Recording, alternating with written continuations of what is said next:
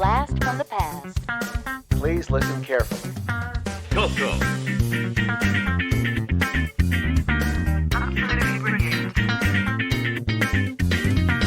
Welcome to the CoCo Crew Podcast. A delicious adventure into the world of retro computing news and information. Featuring the Tandy Color Computer. Hey, you got your CoCo 3 yet? CoCo.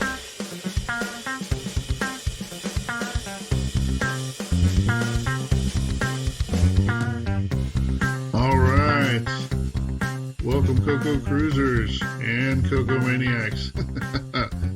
You are listening to episode 70 of the CoCo Crew Podcast. That is one short of the 6 years. Did you ever think, Neil, we'd be here 6 years later when we started this? No, that's incredible. Awesome feat, guys. Awesome feat. And also, it doesn't seem like it's been 6 years. Time It does flies by. Yeah, well, Wow. depends on the day. Very true. That's true. So, time marches on. Tandy Assembly is about 6 months away. CoCo Fest about 7 months away. Hopefully we'll have some events by the end of this year. Get together for some actual FaceTime. Maybe you all love teleconferencing and stuff. I don't. but here we are on our podcast anyway. So, what's everyone been up to? Anyone got any projects? Anything they've been doing? I'm still working on Gamesters, fulfilling those orders. Neil's still covered in sawdust. Yeah, that's about it. I've been working on something, but I think we're covering it in the news, so I'll wait to talk about it then, or whoever does the news on that. Cool. Yeah, I did a little playing around for the tech segment this month, but I guess we'll wait for that too. Now, Mr. Mike Rowan, I guess, is the star of the hour, giving us a little collection of videos. Very cool. I think they've been well received. Let's see. What about any kind of buy anything new? Any acquisitions on eBay or otherwise? Anything like that? I did get a Pin-Gon game tape from across the pond so that I could pay the maximum in shipping for it. Not a whole lot else exciting there for me. Any other acquisitions? Actually, I do. I don't know how I forgot. I'm on a Dragon cartridge kick right now. I'm up to 7 Dragon games. Right, I'm going to have to figure out how to wrestle you for some of those. I thought you'd have them. Very cool. Maybe that's enough to get started. Why don't we take a quick little break and then we'll be back with our announcements. Oh, I'm dead. But check out that high score. How did you do that? With the Gamester. It's a real arcade joystick with arcade buttons. Can I try? Sure. Wow, this has really got some weight to it. Yeah, it's made of real wood. Is this walnut? Yep. You can choose any wood or finish when you order yours. It looks great, and this joystick is amazing. It's smooth, and the buttons are great. You can choose a custom cable length, or even get a left-handed version. I'm sold. Where do I get mine? Introducing the Gamester. The Gamester is the ultimate 2-button joystick controller for your color computer, Dragon, and Tandy 1000. The Gamester features a genuine arcade-quality joystick with 2 large arcade-quality cherry switch buttons on a single surface. Every Gamester is built to order. Choose the wood for your cabinet. Choose custom paint or stain and finishes. The Gamester is designed to last a lifetime. To build yours, simply reach out to Neil Blanchard by email. Neil@cococrew.org. That's NEIL@COCOCREW.org. Experience genuine arcade controller action for all of your favorite color computer, Dragon, and Tandy 1000 computer games. For true arcade action, it's the Gamester. All right, CoCo Cruisers, now we're back with some announcements. You are, of course, listening to the CoCo Crew Podcast. We are available on Twitter as a Twitter handle at CoCo Crew Podcast. That's at CoCoCrewPodcast. If you're prone to sending tweets, feel free to tweet at us, and we may even tweet back. Very good stuff.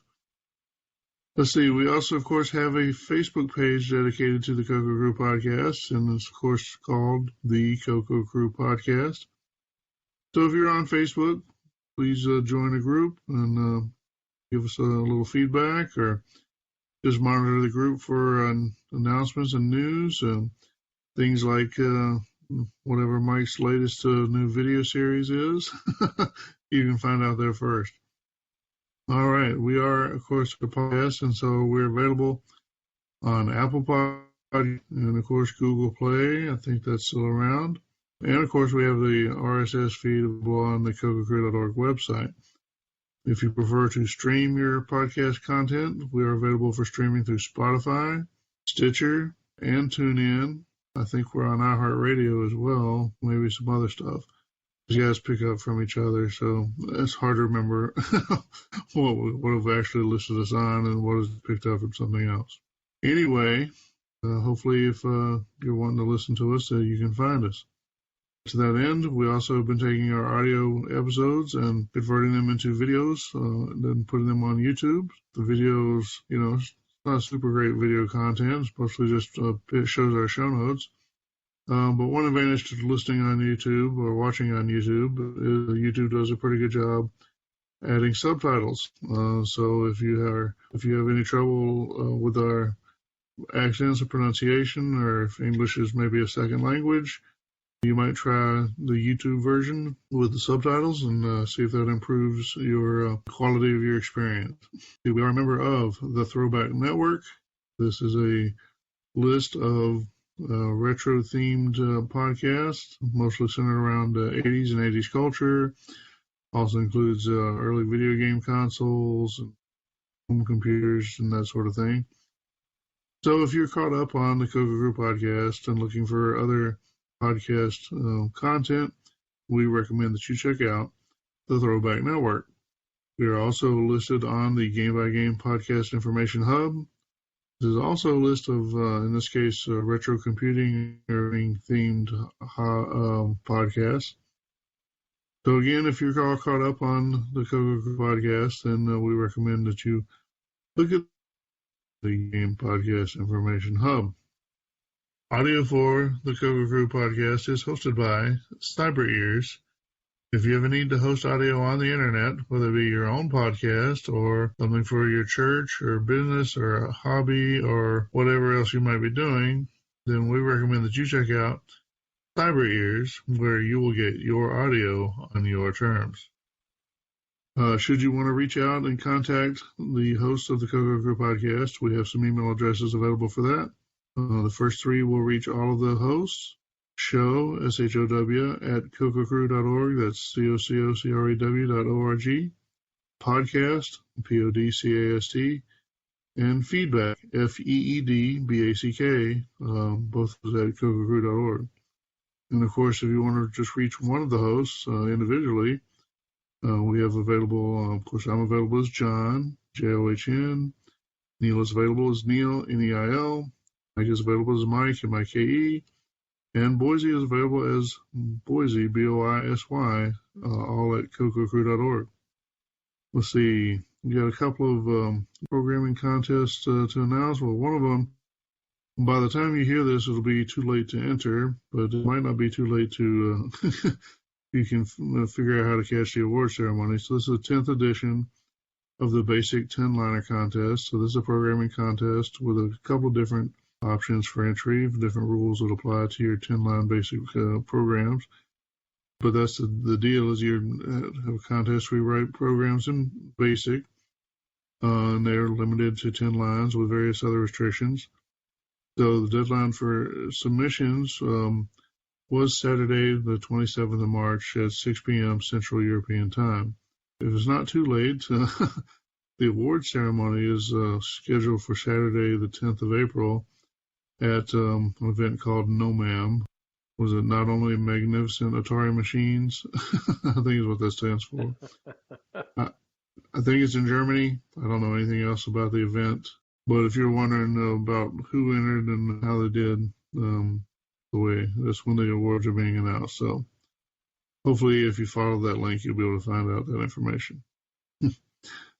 Let's see. Also, we've got Parser Comp. What Parser Comp is a competition for text-based games which use the text input and output parser system as the primary way of controlling the game.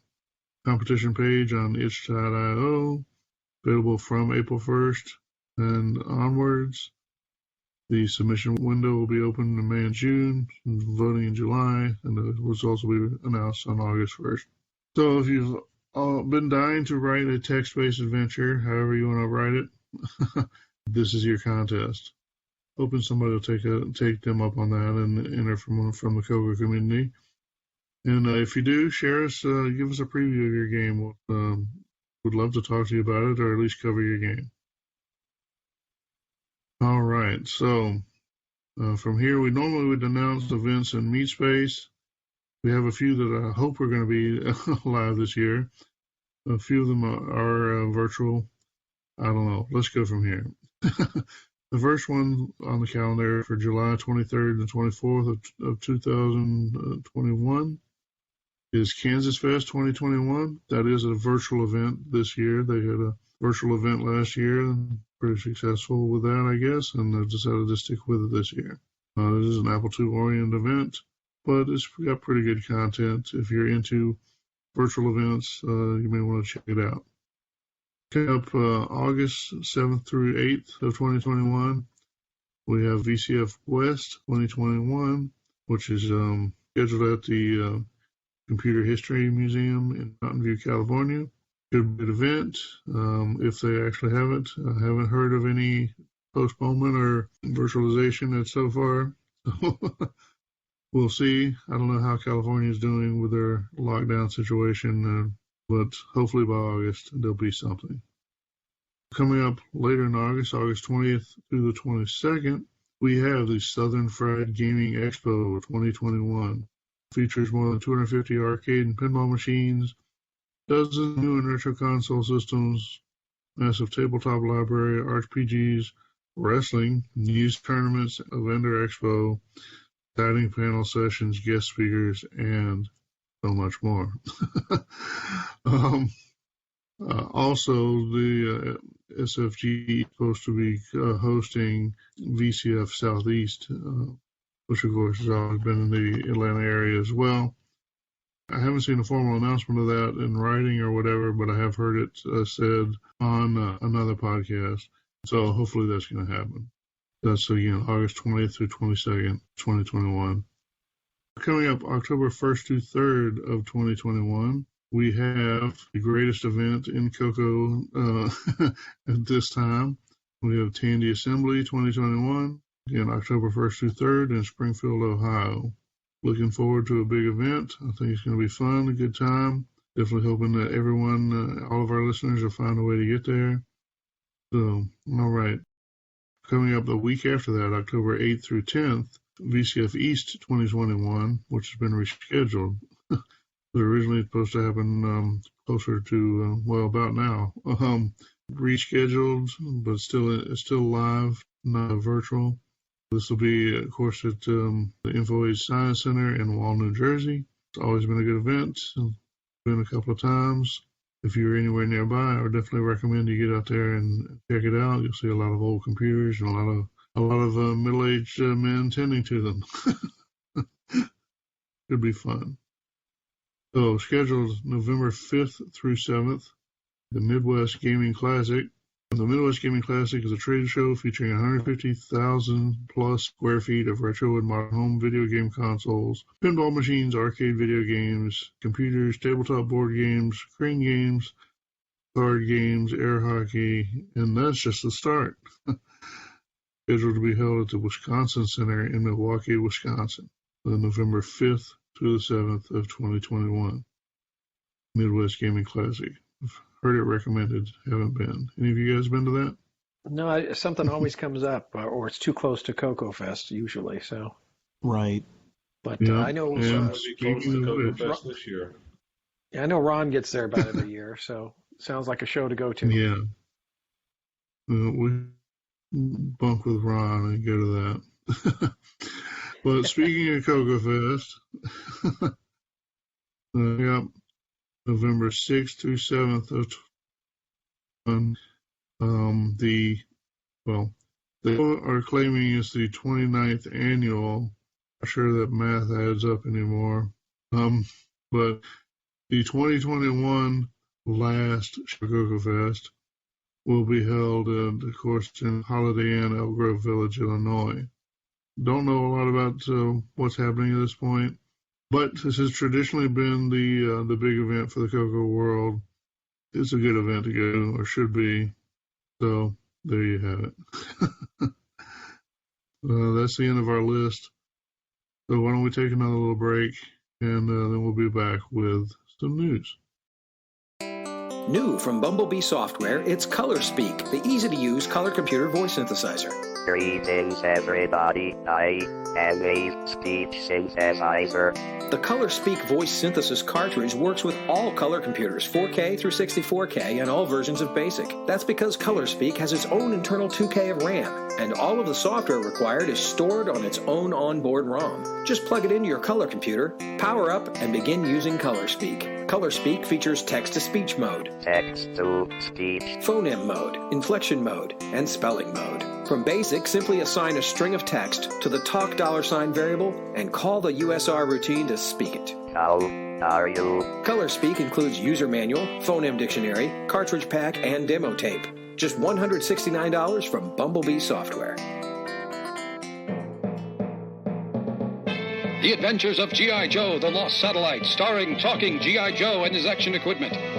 G.I. Joe and the adventure team must track a lost satellite as it re-enters Earth's atmosphere. Red alert! Power up the Tandy color computer. The radar dish spins as it scans for the satellite. Then, suddenly, the color computer locks on. We've detected the satellite. It's headed for the Pacific Ocean. Here comes the G.I. Joe adventure helicopter with frogmen ready to assist in the recovery. They're in the water. Lower the winch and attach the satellite. Got it. Satellite secured. Create your own adventure. The G.I. Joe Satellite Control Unit with Tandy Color Computer. G.I. Joe Adventure Helicopter and G.I. Joe figures sold separately. All right, CoCo Maniacs and CoCo Cruisers, welcome back, and now it's time for some news. All right, the first news item is Quick Chaos State Machine Demo by Mr. Chet Simpson. This is a YouTube video where Chet is going over a demo of the Chaos engine, and it seems to me that this is not so much a graphics demo as it is a demo showing, looks like a bunch of text on a CoCo 3 screen, John. He said the audio is not working correctly on this, so it's a silent video. Looks like there's a series of menus, and I think he might be testing. This might be an internal test tool that he's showing off. Yeah, it goes by so quickly, and without the audio, it's hard to really. Yeah, I see here like enter attack state, exiting attack state. So he's probably testing his collision detection engine and various other components. This is probably just a set of tests that I think he's doing here. Cool. Yeah. Yep. Yep. And there's a second link there too. He's got a more graphical demo. Yeah, so that's the second news item. It's or actually it's the first news item, but underneath, bouncing window into the future of chaos. So this is, this is a demo that he posted on Facebook, it looks like, and it's showing a gameplay board and a black square that's bouncing around, showing, I guess, the inverse or maybe actually another screen of the game. So, pretty impressive feat here. Yeah. Yeah, that's a neat effect. Yeah. I'm not sure what you do with that for the gameplay, but it's a neat effect. It's a neat demo. Reminds me the on the Super Nintendo, Super Mario World, they had that effect on some of those levels in the reverse. Yep. The next news item is Videotex in 2021 connecting to the internet with a TRS-80 Color Computer 1. This is a YouTube video of an individual using a Videotex cartridge, which is probably, vintage 81, 82, and a CoCo 1, and it looks like he's connecting to an actual modem. I think it's an internet modem of some sort. Yeah, it's a Wi-Fi modem of some kind. Oh, it's a Wi-Fi modem, so it's a modern, But he's using the plain old 32 by 16 text screen to connect. I see what he's doing now. Yeah, this is definitely melding the old with the new. possibly the worst terminal software available for the color computer. It ranks out there with Color Compact and the stuff that comes built into the Deluxe Stars 232 pack. There was another terminal program I used for the CoCo 2 years ago. Well, I think Compact was a little better than Videotex, but not much. Yeah. ColorCom. I remember ColorCom E or something like that. Rings a bell. Yeah. It's actually kind of cool to take an old cartridge. It shows the concept, right, that communications is still communications, right? That's We're still passing text over wire at some point. Yes. Very, very cool. The next news item from Mr. Sheldon Mcdonald. I'm learning some vector graphics. Now, this is really cool. I like to see this kind of innovation. Sheldon has a video on Facebook. It's a CoCo, I don't know if it's CoCo 2 or 3, but it looks like a CoCo 2. And he wrote an assembly language program to do vector graphics and rotation, which obviously takes a little bit of math. He is doing it in assembly language, it appears, and I like this kind of stuff. This is out of the box thinking. Very good stuff. Looks good. Yeah, it's pretty cool. Yeah. Yep. Creative fellow and does some cool stuff, and I think we're going to see more from him in the future. It's awesome. Yeah. The next news item is I have been making steady progress on Space Bandits by Jamie Cho. This is a Facebook post. This is a game that runs on Mac OS and on the CoCo 3 using a Sprite engine. I played around with the Mac OS code. I actually downloaded it, compiled it on my Mac, and ran it. And I went as far, I believe, to run it in an emulator as well. This is really impressive work. To be able to support two very disparate systems with the same basic code base. I'm sure that the Sprite engine is using some obviously some 6009 specific code, but I'm really impressed with this. This took a little bit of work, and I'm hoping this is something that people do more with in the future. Yeah, it's definitely, I'm not sure that's the right term, aggressive. Something that is reaching out to do some cool stuff. It's kind of his style. He's done some other stuff like that. Very cool.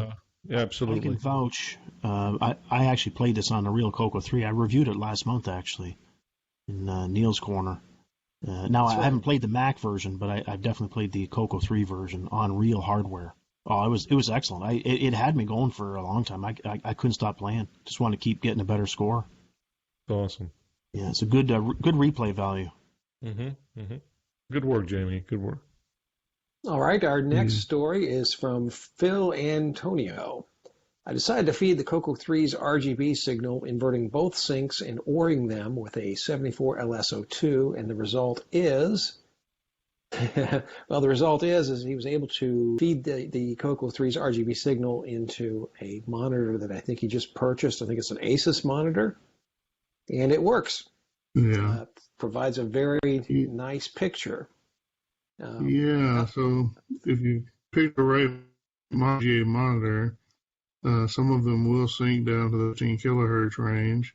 You may still have to massage the signals a little bit. So what he's talking about with the inverting the syncs, whatever. But you can get a pretty good picture on the old VGA monitor, and even with LCD. So it's an option, right? Right. Rather than having to buy some cleverly named cable, just you can make your own. And it goes to show you that just because it's not in the specs doesn't mean it won't work. Sometimes you try it and you're surprised. Now, it's interesting. This is the first time I've heard of inverting both syncs. Like, I've inverted the H sync for, like, the Sony professional monitor series to get those to work. But, yeah. Well, to take a closer look at that. In a prior life, as an arcade collector, for some reason, figuring out which way the syncs go apparently was some sort of expression of creativity on some designers back in the day. So, why is the CoCo putting out non-inverted or invert whatever? I think that's not what most people use. I don't know. I don't know what the advantage was, if there even was really thought put to it. Like you said, sometimes you can invert just one, depending on the monitor. then sometimes there's a discussion to be had whether you should invert them or combine them with like an XOR or an XNOR. Don't start that kind of discussion unless you have a lot of time. Okay, our next story is from friend of the show, Mr. Jim Gary. I have updated my basic game Alpha Force by compiling it with Greg Dion's MBasic compiler.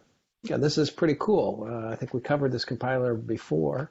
It was a natural for Jim to try it out and test it out. And Alpha Force looks pretty good in its compiled version. Wow. Yeah, and you can find the non-compiled Force, and you can get an idea of how much speed improvement there is with a compiler. So, pretty cool. Yeah, absolutely. Very cool. Well done, Jim. Our next one is from Phil Crewman, the ultimate Maxduino for 8-bit micros. And this is a video that's comparing several of these Arduino-based, I guess you could call them like cassette emulators, huh? But right. You can store all of your tape image files and play them back through your cassette cable. So it works for several different computers of the era. So very useful tool. And there's so many of them out there. If you're interested in getting one of those, you could store every cassette game available for Dragon, let's say, or the CoCo, or all of the above. Carry them around in this device, plug it in, and you can load things up pretty quickly. So, yeah, you should definitely check this out if you're in the market for one of these devices. Yep, definitely cool.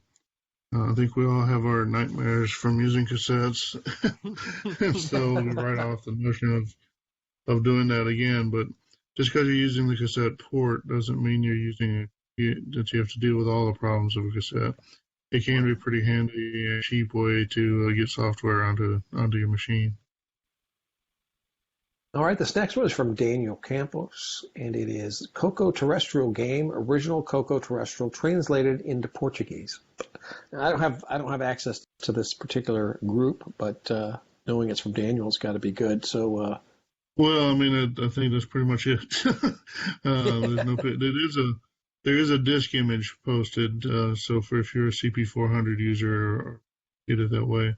But yeah, he's basically translated, I think, the text of this CoCo Terrestrial game, which I presume was in English, and he's translated it to Portuguese, so that if you're Brazilian or actual Portuguese person, meaning someone actually from Portugal, then in either of those cases, you may be more comfortable playing the game that speaks your own language, and one for you to try. Nice. Very cool. The next news item is 50 Years of Pascal by the author of the language himself, Mr. Nicholas Worth. 50 Years of Pascal. So this is from the Communications of the ACM. In this article, Dr. Worth talks about the history of Pascal, how it got started, its successors, kind of like a review, I guess, of the language itself and how it has grown and evolved over 50 years. So imagine that, 50 years of Pascal already. Fantastic article. And in the article, if you take a look at it, there's also a graphic depicting it's an Apple Pascal poster. If you've never seen it, it's kind of interesting to look at. You might enjoy looking at that. And if you can find one on eBay, it would be something new to add to your hunt list. No doubt. The next news item is the famous Basic Computer Games book. It's a 2021 update by Al Williams and Hackaday. So I was looking at this. This is a book called Basic Computer Games, and it was put out in 1973 by David Ahl. And it looks like it's been updated now. I didn't get to see, is it updated with, it looks like it's still all in BASIC, but I'm not exactly sure how it was updated.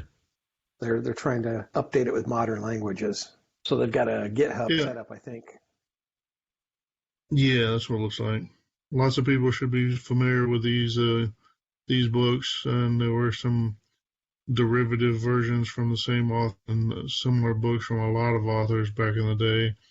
And, we talk about programs, the type-in programs from magazines, and these kind of preceded those. So you actually had type-in programs. And these are, like you say, originally from my So these were books that people that were getting like the dial-up, time-shared basic accounts. In even before the 73, days of BBSing or whatever. I can't think of any basic ROM readily accessible computers in 73. Yeah, well, I think in certain areas, probably I think the San Francisco area, maybe in the New York City area, and some other larger cities, I think had, kind of like the predecessors to say CompuServe and those sort of services. There were maybe some local colleges even had dial-up access available for their time-shared machines, and you could have BASIC on there, Dartmouth BASIC. Yeah. And you could get books like this and type in, and they're games, but I mean, we're not talking about, you're not talking about Donkey Kong, you're talking about, Hammurabi or Wampus. something like that. Very, very basic, sure. Right. Right. But I remember these being in the public library. It seems like they regained popularity as soon as micros started coming out in the late 70s. Yeah, they had different revisions or whatever.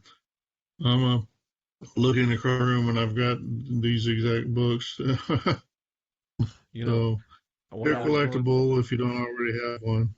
When I was going to the library as a teenager, they had, I don't know if they had this book, they had other books around, the basic language and things like that for, generic basic games. And there was this one particular computer book, I'll never forget the name of it, Nailing Jelly to a Tree. Seriously. I need to go back and look and see if that book exists. I never did read it. It was some computer book, Nailing Jelly to a Tree. I think I think I've got some of these books too, and the other ones that were popular were those tab book. I was going to say that, the tab books. Yeah. They were very popular, yes. Bring marvelous music to life through your CoCo. MIDIize your CoCo with ColOrchestra. The ColOrchestra cartridge allows you to connect MIDI synthesizers to your CoCo and compose music in real time. Overlay up to 8 tracks of synthesizer sound. Record as you play, edit individual notes, transpose tracks, mix each track independently. And with 8,000 note storage capability, you have enough power to produce the most demanding music compositions. ColOrchestra works from cassette or disc. Navigation is a breeze through simple-to-use menus and graphic icons. Each ColOrchestra cartridge is fabricated from solid walnut, hand-finished, and the entire board is plated in 7mm gold. The complete package includes hardware, sequencing software, professional ring-bound documentation, and 2 MIDI cables. You get professional features found in much more expensive MIDI systems for just $149.95. Finally, the music in your head can become reality with ColOrchestra from Horizon Software. Add $3 shipping, $2 for COD. Louisiana residents add 7.8% sales tax. Horizon Software Corporation, Opelousas, Louisiana. Since 1994, Cloud9 has been making cool stuff for your color computer. Like the Cloud9 Mini Flash, a flash cartridge for your color computer or Dragon. The Mini Flash gives you a total of 4 16K banks of flash memory. You can easily flash ROM images into any of the 4 16K banks. Store your favorite DOS ROMs and game packs on the Mini Flash. And the Mini Flash is perfect for prototyping your own ROMs without the need for an EEPROM burner. The Mini Flash comes with Flash programming software and test utilities. It's preloaded with HDB-DOS for DriveWire and 2 games from Retro Tinker, Coco Dooku and Follow Coco, so you can use the Mini Flash immediately. The Cloud9 Mini Flash works on all color computer and Dragon models and is housed in a high-quality injection molded cartridge case. The Mini Flash, only from Cloud9. Cool stuff for your color computer. Visit cloud9tech.com for details. All right. The next news item is an interesting one. Who is still buying VHS tapes? By Hannah Sellinger in New York Times. Well, I'm getting hit with the paywall here, so I can't see it, but I can imagine based on the lead here, who is still buying VHS tapes? Despite the rise of streaming, there is still a vast library of moving images that are categorically unavailable anywhere else, also a big nostalgia factor. I am not nostalgic for VHS tapes at all. So I don't know what the appeal is for this, but I think it's a combination of kind of the hipster pride, the same people who would buy 8-tracks or cassette tapes and tell you they sound And also, there is one legitimate. There's a lot of video content that was available on VHS that, for whatever reason, never got remastered onto DVD, or certainly not Blu-ray or whatever. You can't stream it. That's been one of my frustrations with the stream evolution. Is there's tons of movies sometimes show up and they'll be gone after a couple of months or whatever. Yeah. So there are advantages owning the media.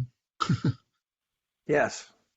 Yeah, I think that's the main thing. And a lot of them it's just licensing. They can't come to a licensing agreement to make it available. So, yeah, there have been titles I've waited for 5 or 6 years to show up on streaming services. Right. Yeah. The next news item is Fry's Electronics has made the difficult decision to shut down its operations and close its business permanently. I was not aware of this. So apparently the Fry's Electronics business is closing its stores. Yeah, all of them as far as I know. Yeah. Yeah, it says across 9 states and 31 stores they're going out of business due to... Yeah, COVID has killed them. Yeah. They still want you to pay on your credit card, your Fry's credit card, though, if you owe a balance. So. Every year... I say to myself, whenever I go to CoCo Fest or Tandy Assembly, I'm going to stop at a Fry's and check it out because I hear it was really good. Well, I should have done that. Was there even a Fry's on the way down to Chicago, Neil? I think there was one in the Chicago area. I remember Jason Timmons was mentioning it. I don't think it was too far. I think there were a couple in the Chicago area, but most of my experience with the good Fry's have been out west. Well, yeah, San Francisco and San Jose area. Yeah, certainly. Yeah, California, Arizona. Mm-hmm. Yeah, I've been to one out in the Silicon Valley area. I've been to one in Atlanta. I did go to one of the ones in Chicago, though not the last fest, but my family went there on vacation since then. But when I was there, the one I went in was Aaron. It looked like going into a Radio Shack. So not really a surprise to me that they shut down. But it is kind of sad, especially with Radio Shack gone too. Where the heck am I going to buy a resistor? Yeah. You need something in a pinch, Unlike Best Buy, Fry's was more as I recall, it was big on parts, lots of different things. It was like a huge mega store, right? Yeah. Yeah. It did have some components. They also had a lot of wires and connectors that you use, like when you're building that kind of stuff, cables, and if you needed to buy an IDE cable or something, that'd be a good place to go. Or one of those exactly. Or put together your own computer with those connectors to connect the serial and the motherboard to the outside of the case, that sort of thing. So, yeah. Our next news article is proof of concept of my idea to synchronize a CoCo's calendar app with online iCalendar files. And then this is a Facebook post by Frederick Pravancha. And there's also an update that he's posted developing a way to enable the CoCo to sync with online calendars. That's a really cool project. I actually work with iCalendar files for my business with a lot of office clients I have. So that's kind of cool to use your CoCo with them. It is cool. Yeah, well, that's the best way. When you want to do something modernish with your CoCo, when you can have a standard like that you can integrate with your CoCo apps. I think he was saying something like if you have an iCal, you could set a reminder on your CoCo to beep at you or something like that. Yeah, practical, awesome. Probably not, but something you could do, and it's sort of fun, and you could say, see what I made it do. So pretty cool. Yeah, and if you can incorporate it with your day-to-day activities, that's kind of cool. All right, our next news article is, here is a sneak peek at a project I'm working on that should be released soon by Sheldon Mcdonald. So he did show up again in our news feed, and this is a new game he's been working on. It really does look fantastic. I believe it's called Treasure Island. Is that the correct name? Something like that. Got like in a little in the video with a tower, and you're shooting at boats or whatever. Yeah, it's a cool looking game. Pretty impressive. Yeah, so as I understand, it's for either CoCo 1 and 2 with a CoCo VGA or CoCo 3, and he detects what he's running on and then sets up the screen buffer compatibly between the two, so that once he gets past that setup stage, you're running the same code, whether it's CoCo 2 or CoCo 3. That's awesome. So you get the CoCo 3 style graphics with a VGA on CoCo 1 or 2. Mm-hmm. Now, very cool. And I believe he's going to release this on a cartridge. Is that correct, John? Or am I getting this confused with another? No, I think that's correct. It's a game that he intends to release on a cartridge. My understanding is he intends to release it on a cartridge that's a Gamester cartridge with music, and possibly with multiple games on the cartridge. That's awesome. Very Good cool. work, Sheldon.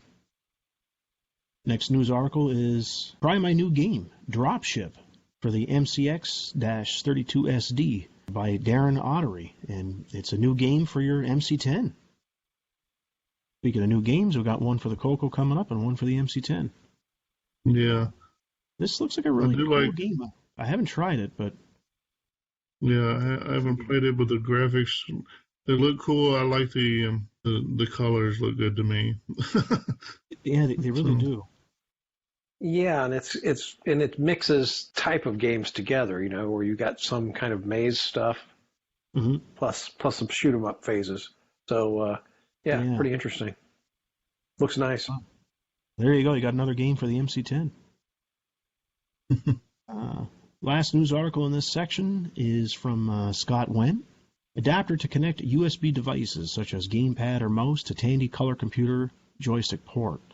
I believe this project he's had out for a while because I'm pretty sure Ron Klein actually has this, and he has an Xbox 360 controller wired to the CoCo. Runs very well, but so he's added this in GitHub. It looks like you can do your own. He's got the Gerbers there to do your PCB. Get those made. That's there you go. Everything you need. Yeah. Yeah. Parts list is here. Yeah. This is great. I might actually make one of these up. Yep.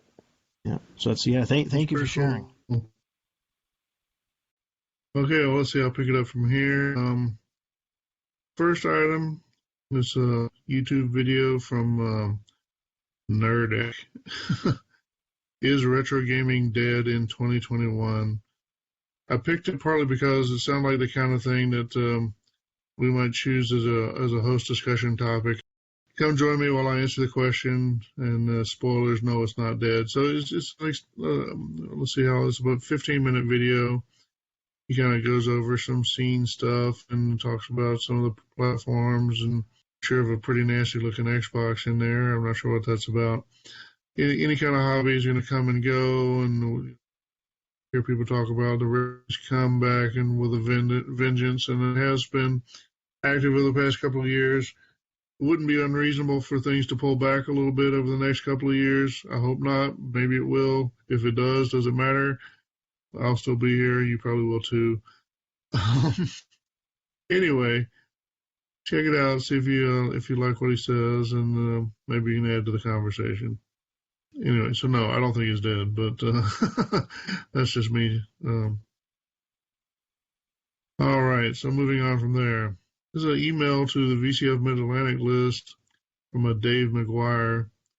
And I don't know Dave, but he says here that with some kind assistance from Bob Applegate, I now have OS 9 Level 1, in parentheses, the Nitrous 9 distribution, up and running on all new hardware, the Corsham Tech SS50 6809 system.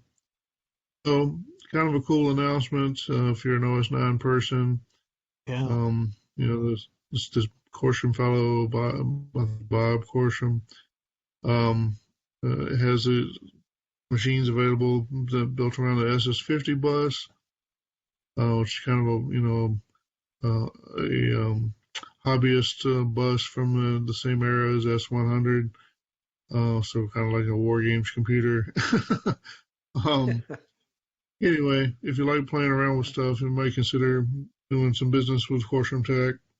I remember there was some sort of announcement from them, but I don't remember what it was. So check out their website. I hate to buzz Dave's bubble, but I did this 2 years ago. That's what I was going to say. Publicize. I watched you do it. Yeah. So, well, there you go. You at least have maybe a compatriot or a competition or whatever.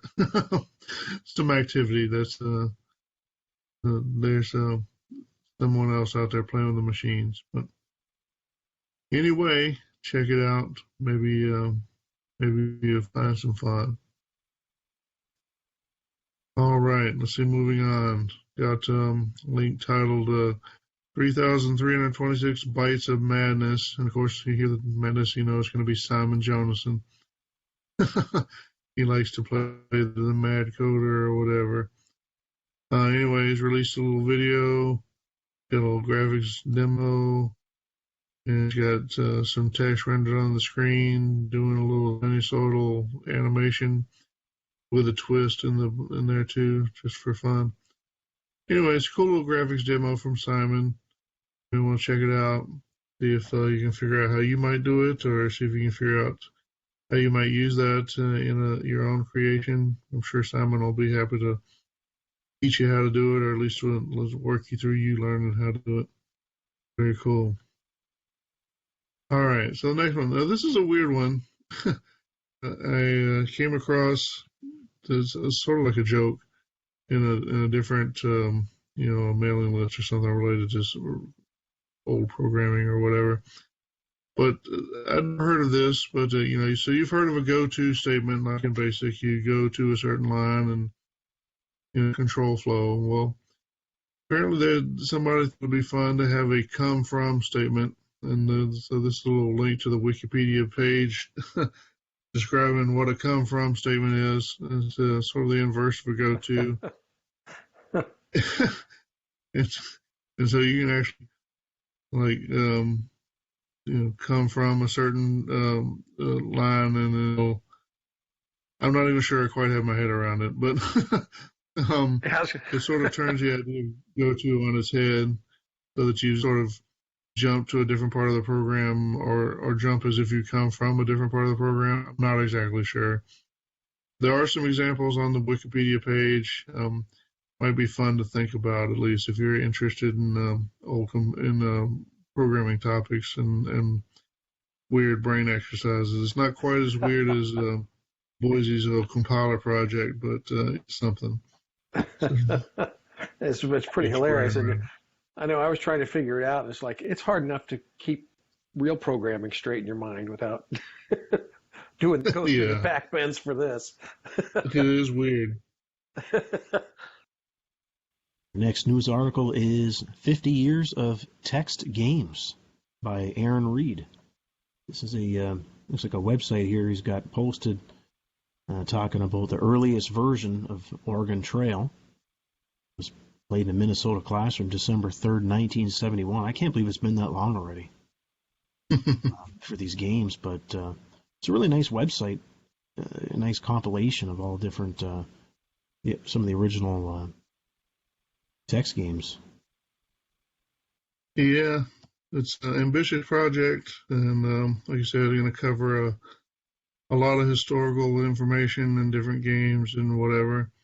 All centered around interactive fiction, or at least that's what we call it now. If you're a fan of interactive fiction, you'll probably enjoy it. So check it out and read some of his history. Yeah, he even talks about some BBS games in here too. I mean, a lot of the stuff is long forgotten. All right, next news article is kind of sad, actually. It was posted on Facebook by Bill Pierce. Michael Knudsen, the author of Altamuse 3, the very famous music software for the CoCo 3, he's passed away. It's kind of some sad news because software is really well known. Yeah, well known. Mike hasn't been super involved with the CoCo community for some time, 10 years or more, but from when he was involved on the list or whatever, I remember he's a pretty nice guy, kind of universally liked. He's friendly and has some pretty interesting programming tips and tricks that he used in his Altamuse projects. Mm-hmm. That he was willing to share or whatever. Yeah. In fact, I think he sent several people copies of the Ultimate source when he left the community. He did. Oh, that's great. Safekeeping. I knew Mike from the CoCo Fest in the 90s. He was a nice gentleman. Mike Knudsen was really a nice guy and very helpful and had a good personality, very approachable, very friendly. It's a shame he's gone. Yeah, I wish I had the chance to meet him, but when I came on the scene there, I don't think he was still going to the fest at that time. All right, our next news article, another sad one, posted by Jennifer Ruffalo at Netherlands News Live. It's the inventor of the cassette tape, Lou Oddens. He's passed away. That news is getting around there. I saw it posted on a few other sites too. That's a really good article. You definitely should read it. I like how he said, we made this and we invented it, and they didn't hang their hat on it. It's just another one of the projects that they were working on. Right. It's I do remember interesting read. Yeah. All right, our next news article is from friend of the show, Jim Gary. He has made some more adjustments to Caves of the Unwashed Heathen to make it work better under the MCX32SD. So if you have one of those devices for your MC10, the game should work well with it now. So that's pretty cool. Good game to play, I guess, and good use of your MCX32 and your MC10. Very nice. Pretty cool. All right, moving on. Got an article from Olga Kazan. I'm not sure how to pronounce it exactly. Olga, if you're a listener, feel free to contact me with some feedback on how to pronounce your name, because she's a writer at The Atlantic. So the title of the article is The Myth of Learning Styles. The subtitle is Popular Theory That Some People Learn Better Visually or Orally Keeps Getting Debunked. Doesn't exactly sound supportive of that idea. You get this a lot in different environments or whatever, especially if you're doing anything where you're trying to convey information. There'll always be somebody that'll tell you that, I'm a visual learner, or seems like the visual learners that always want you to know. but some people say I learn better orally or whatever. I might actually think I do that, but the gist I get from the article is that is at best overstated. Different people have different preferences to the different types. And I'm sure people do have their own preferences, but I think the idea here is that it don't necessarily pan out that they actually perform that much better if you cater to their preferences. So included here, well, probably because, as the guy who tries to do technical segments on the show quite often, there's always someone who say, that would have benefited a lot better from being on video or whatever. But it's an audio podcast. So sometimes we can back things up. Sometimes, I'll be able to refer you to a website with some charts, or sometimes we'll make a video or whatever. But sometimes you just got to deal with the spoken word. So. I don't know, it's kind of me sticking my tongue out at you, I guess. I understand that we all have our preferences, but try to provide content that's appropriate or that's matched, the format of which is matched to the content's needs. But we won't always be able to. So anyway, hope we didn't just cut half the listeners there, but it's okay if you think you're a visual learner. So close your eyes and imagine while we're talking. The color computer is a powerful home computer, but if you've tried writing programs, you'll quickly learn that editing is tedious and requires either perfection or a lot of retyping. Stop suffering. Get the WorkSaver from Platinum Software. The WorkSaver features full-screen editing. Simply use arrow keys to move to anywhere on the screen and instantly make changes to your code. Change line numbers, join lines together, duplicate lines and place them anywhere in your code.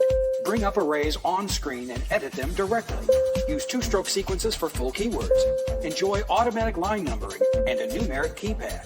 These powerful features and many more are made even easier with the included keyboard template. I was excited about the idea behind it. I was curious whether or not it was going to be able to execute like it said it was going to. Absolutely flawless. I'm super happy with the quality. I'm super happy with the overall engineering of this. And obviously, I'm even more happy with what it gets done, how well it does it, and the short amount of time it takes. The Worksaver is just $30 plus shipping and handling and includes a 28-page manual plus the keyboard template. Save yourself hours of typing and make your programming experience what it should have been in the first place with the Worksaver, only from Platinum Software. Plattsburgh, New York.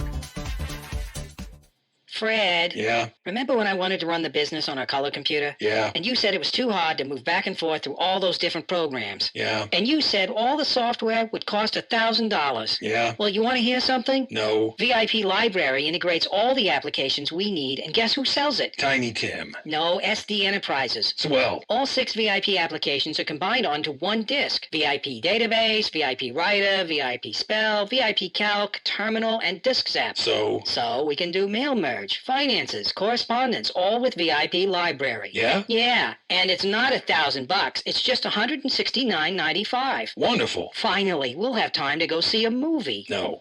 VIP Library, the only integrated application suite your CoCo will ever need. So moving on, we got a video. That's funny. Got a video from Daniel Campos, and it's in Portuguese. So if you're like me and don't speak Portuguese, probably limited value, but it appears to show some sort of historical information, or not just historical. I mean, I see it in there. So he must be giving an overview with his own information of the Codemex CD6809. So I think this maybe is the first color cone that appeared in Brazil. This is where the technology that we always talk about comes into play. You can turn on the auto translate and get English subtitles for this video. Oh, so, yeah. Yeah, that'll make a big difference. I watched it with English subtitles, so pretty cool. Oh, very cool. Very cool. I'll have to figure out how to turn that on. So, cool. Daniel seems like a friendly guy, very knowledgeable, very helpful, and he has some pieces in his collection that I don't know how rare they are in Brazil, but they're rare as can be in the United States. I'd love to have one of these. I think I agree. Cool. It is. It's cool. All right. Let's see. The next item is a Jim Geary program, Bazooka, another 10-liner. So I think this relates to that 10-line basic program and contest that we mentioned earlier in the show. It's pretty nerve-wracking. I mean, there's a Panzer tank headed toward you at pretty high speed, and you've got to, line up, and with a bazooka, you're kind of the colon that moves up and down on the left side of the screen to take out the tank. So yeah, it's a pretty good game. Yeah, it gets hairy. It looks pretty cool. I always admired Jim's ability to make graphics out of text characters and stuff. It's pretty cool. And amazing that it fits in 10 lines. I mean, it's a great game, and it's a 10-liner. I was just going to say that. That's impressive. Cool. Thanks, Jim. Final item in this group. This is from JV Chris. I know we've covered him before. It is a cool video.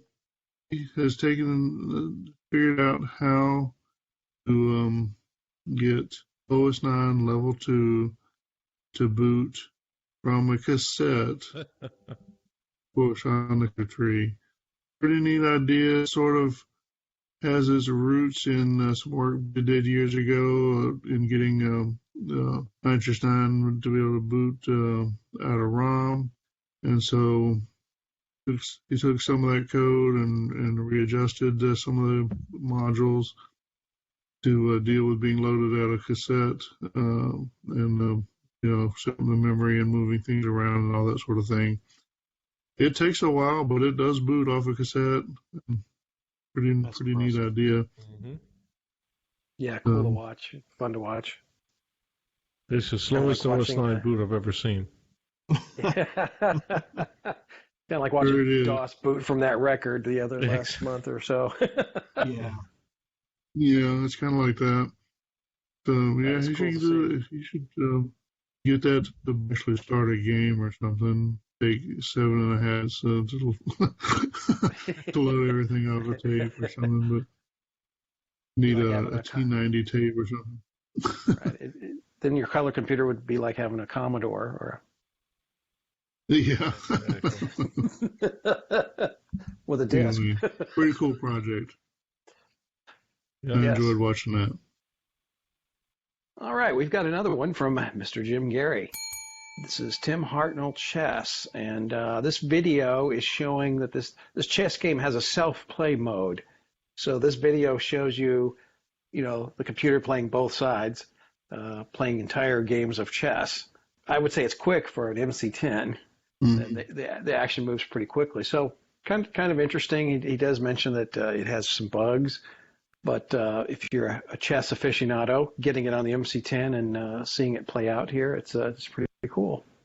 And once again, it's even a cool use of the screen real estate to a chessboard. Right, yeah. Very cool. Yeah. All right, we have one from Dave Phillipson, the 25 megahertz 6809 computer running OS 9 level 2. I think this is another FPGA based 6809. It's got, but it has some other interesting features like flash and Wi-Fi. He's got it running OS 9 level 2, so that's kind of a new entry to the FPGA game, I guess. Yep. Yeah. I think we may have covered this board before, but I think the being on the Hackaday site there is new for the project. But yeah, it's not quite a CoCo clone. I think it has some inspiration from the CoCo, but then it diverges in a number of ways. But yeah, it's a cool idea, and could be fun to play with. And it's got a few modern touches there, and like you say, the Wi-Fi and the SD card, and of course, the real-time clock, which everyone knows is the most important thing to have on a color computer. Okay, this next one is from Chris Covell. Old is Beautiful, PCE TurboGrafx 16 slideshow. This video is kind of fun to watch. It's an older system that was this actually a gaming system? It was.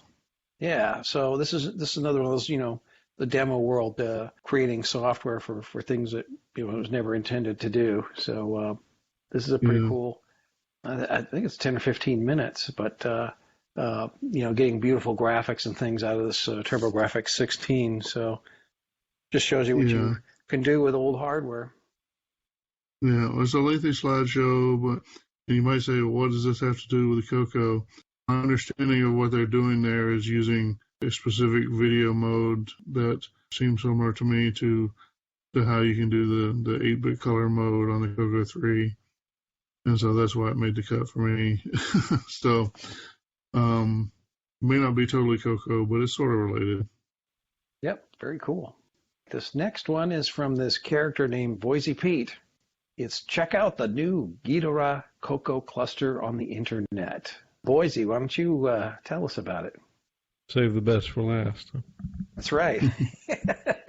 Yep. So I posted this on Facebook. This is the Ghidorah cluster. There are 4 CoCo 3s connected to a Ghidorah cable. You can use your web browser to connect to the cluster. You can read and write from any of the RAM of the 4 CoCos. Currently, you can only write to the 256 bytes at address 600 hex. You can write at any of those 16 slots, if you will, within that 256 byte chunk and read it back. And people have been leaving all sorts of cool messages, and it's pretty cool. And also, what people don't see is that every time somebody either sends a read or write command, my Star NX1000 printer prints out their IP address or their domain name and what they did, what bank of which CoCo they read or wrote to, and the information that they read or wrote. So pretty cool. Yeah, very it's cool. fun. We've of course played with that. So if you follow the link in our show notes, there's a link right at the top that says new. Visit the Ghidorah CoCo cluster website. So if you click on that, you can do a read of the memory, and you can write to different memory locations and drop Boise a little message. Yep. It's really cool. I'll be in my room there, and I'll all of a sudden hear the printer go off. So I know someone is logging on and doing stuff on it. So that's awesome. Yeah, that's cool. When I first worked at IBM out of college, well, he was a buddy there, and then he moved on to another job at Cisco. Somehow I exchanged some email with him, and it says something about send me a text at this email message or whatever. Basically, I got an email address. I could send it to him, and it would beep him, because this was so long ago when people still had beepers. Yeah. Oh yeah. and I just thought that was hilarious, and because he was in California, and I was in Raleigh. And so I figured that out, and then I spent like the next half hour just sending him one beep after another, just beep, beep, beep. It's dumb, right? But even now, it amuses me to think about him saying, oh my God, what in the world, Pretty funny. Anyway, not quite the same, but still funny. All right. Well, I think that is the end of our news segment. So why don't we take another little break, and then we'll be back with some feedback. Idaho. Margaret Winston powers up her color computer to play her favorite cartridge game. But somehow, what should appear blue appears red, and the colors will not return to normal until after several consecutive presses of the reset button. It's dismissed as coincidence. Kansas. A man dials his favorite BBS from his color computer. 1,200 miles away at the exact same moment, a man witnesses his modem take the phone line off hook all by itself. Just chance, or are there other unseen forces at work? Florida. A man powers on his color computer 3, not realizing that his pet cat is standing on the keyboard. He leaps back in shock as the ghoulish image of microware engineers appear on the screen. It's dismissed as imagination. Now, Time Life Books announces an important new library, Mysteries of the Color Computer, a series that explores the most controversial phenomena of the color computer and tells you everything that can be known. The Midwest. A mother feels terrible dread fall upon her. No. Far away at that exact same moment, her daughter screams as she inadvertently deletes a Telewriter 64 document. Just chance? Or is it telling us something about our own untapped capability? Mysteries of the Color Computer goes deeper into unexplained phenomena than ever before. It documents the facts and uncovers what people were never willing to talk about. Texas. Tandy documents are unearthed that describe an unknown 160 by 200, 256 color mode for the Color Computer 3, but ancient engineering notes allude to a 300 by 200, 256 color mode. To date, no 256 color mode has been found. Some believe that a 256 color mode exists, while others dismiss it as myth. Is it real or just imagination? To experience Mysteries of the Color Computer, examine your first volume, Mysterious Silicon, for 10 days free. Then decide whether you wish to dismiss it. To order your first book, Mysterious Silicon, call 1-800-6309. Examine it for 10 days. Pay just $12.99 plus $2.98 shipping and handling. Other books will follow, one about every other month. Keep only the ones you want. Cancel at any time. Call 1-800-6309. Oh, howdy, partner. Time for timer. Do you ever have that coding feeling after school? Boy, I do. I'm just itching to write a good program. When I'm trying to write a program I like, I hanker for a CoCo 3. Here's a neat little trick that looks really slick with parts from Radio Shack. Here's a neat hardware hack. Come on. Here's an easy way to add a power-on indicator. Just attach an LED in series with a 470 ohm resistor between 5 volts and ground. Look, power's on. When I have data to place into mentioned arrays, I hanker for a CoCo 3. When the screen needs to be set to a new, brighter color set, or anytime I want to program it C, I hanker for a CoCo. An Apple II's a no-no. The CoCo is a winner before or after dinner. I hanker for CoCo 3. Yahoo! All right, CoCo Cruisers and CoCo Maniacs. Now it's time to hear from you. It's our time for our feedback segment. So our first item of feedback comes from Mr. Chris Lucky.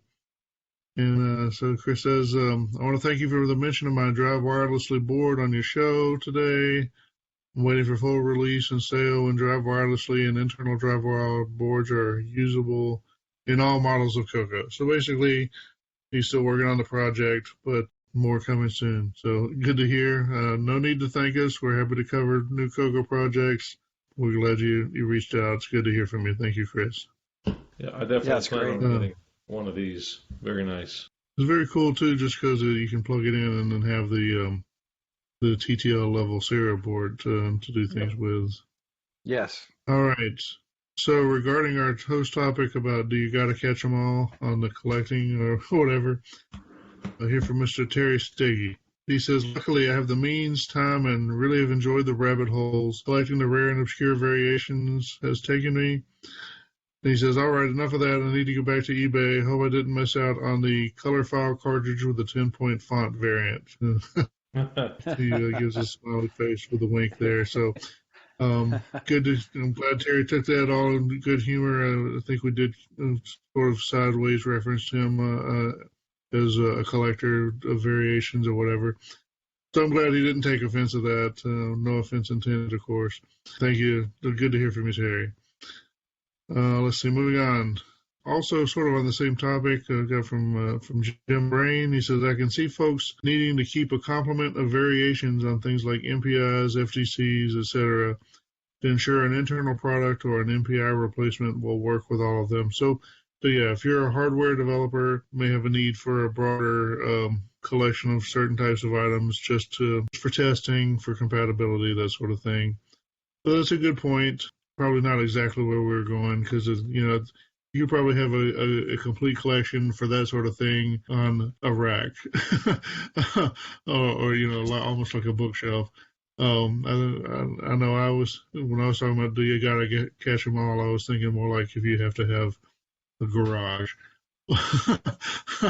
or whatever. It's a whole different size of collection. But yeah, no, it's a good point. There are reasons to have broader assortments of things. So anyway, thanks for the feedback, Jim. Good to hear from you. Okay, talking about the not quite infrasound, but we had that little news item I think last month. So hearing from Kieran Anscombe, he says, on a completely different, in parentheses, lower note, did you know one of the guys that investigated the infrasound effects was called Vic Tandy? And so he's probably looking at, I think we had a video link in there, and you learn more about the low frequency audio effects that can make you sick or whatever. And it does mention in there one of the researchers was Vic Tandy.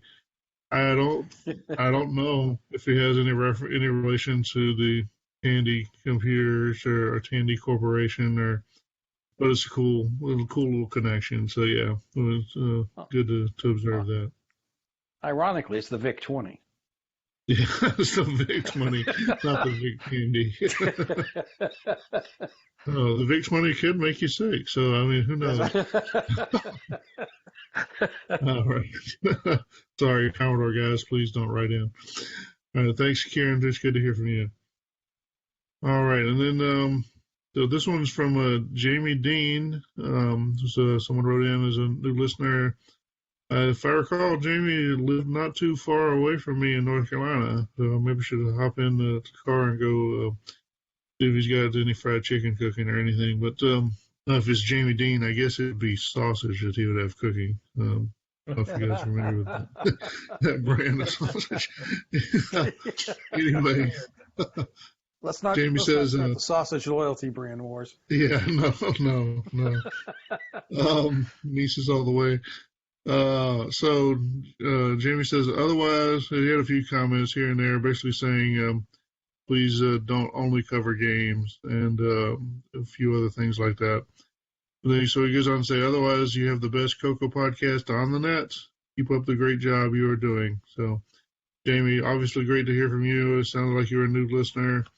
Sound like you might be new to the community overall. Either way, good to have you on board, and definitely great to hear from you. Thank you for the feedback.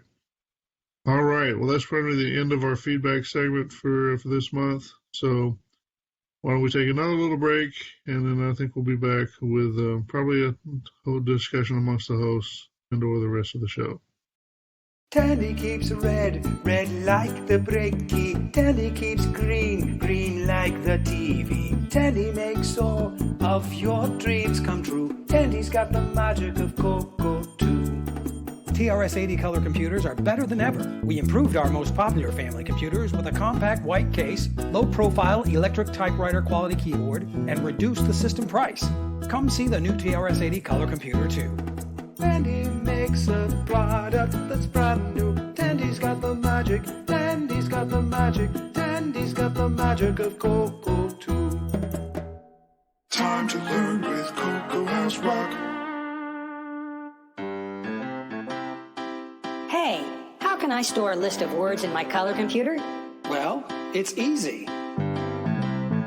Ask any lawyer or barrister, maybe your boss or a manager. When you have a sequence of characters, they form a string. Tell me more.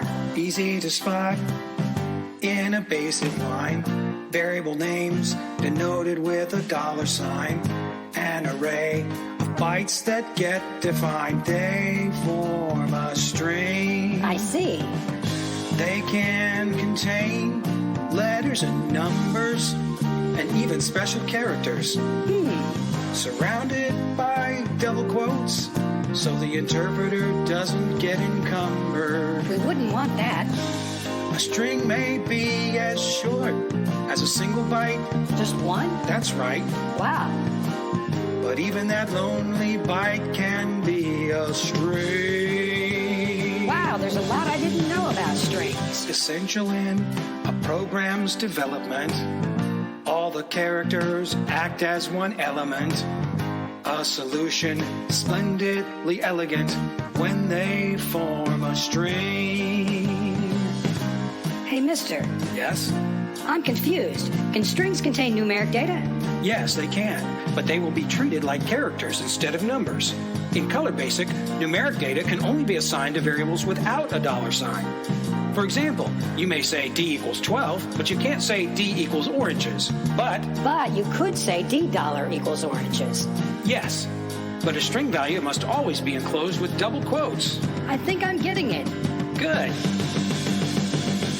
If you program, you'll use them liberally. When you need to store text sequentially, reference data with great brevity.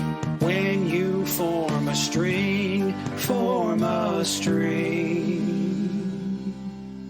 Rats, that's the end.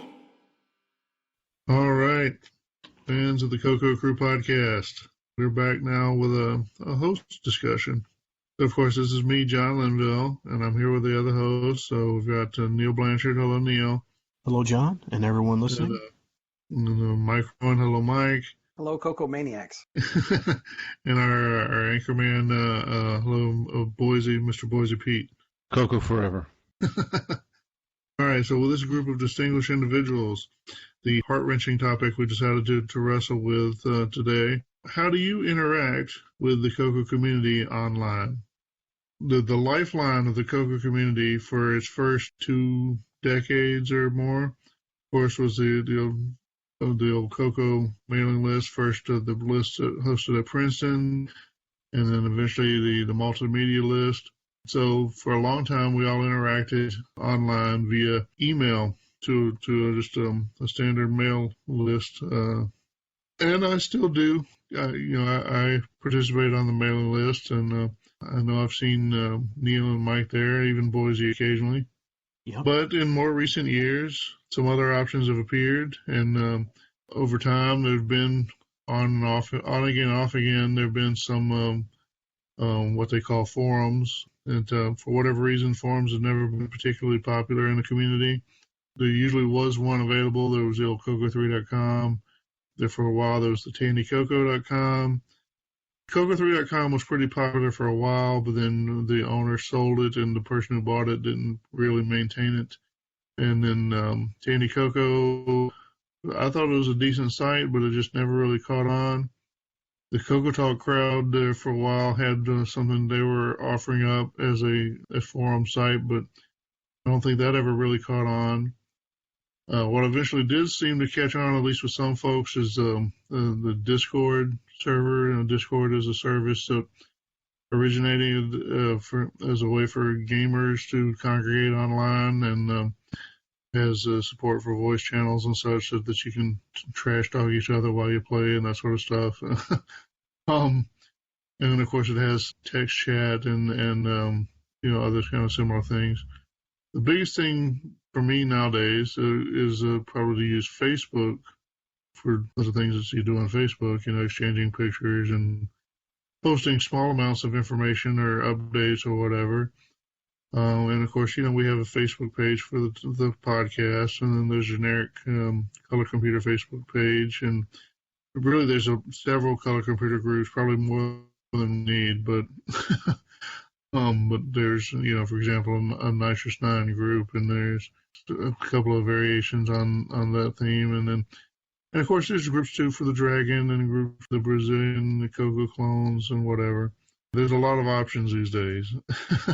So what do you do to keep up with how things are going in the community? Of course, there's the podcast too, right? Is there anything you do day to day? How do you contact people? How do you interact with individuals? Well, when I first jumped into the CoCo community, I was on CoCo3.com, as you mentioned. I was on that site quite a bit, actually. It was very active and quite enjoyed those forums on there, and even that little built-in chat. You never know who's going to pop in and out of there, so it's kind of fun. But then, that went kind of by the wayside. So I mainly use Facebook and the CoCo list. Those are the two main ones I use. I subscribe to the CoCo list email, which gets sent out to your phone or whatever email platform you have. So it's a good way to stay in touch and see what's going on, and technical content on there once in a while, and it's a good read. But Discord, I don't really get involved in. I've been on there a few times, but I just, once in a while I might look in there, but I don't really post anything. So that's my involvement. Do you think the email list is past its prime? Do you think it just doesn't appeal to people these days, or is it a factor that most of the people who would be involved with the CoCo are 50-year-old men anyway, so we already know how to use email and want to learn anything else anyway? Yeah. Well, it seems to have a different crowd there, right? You're not going to get all the newbies on there. A lot of people coming in.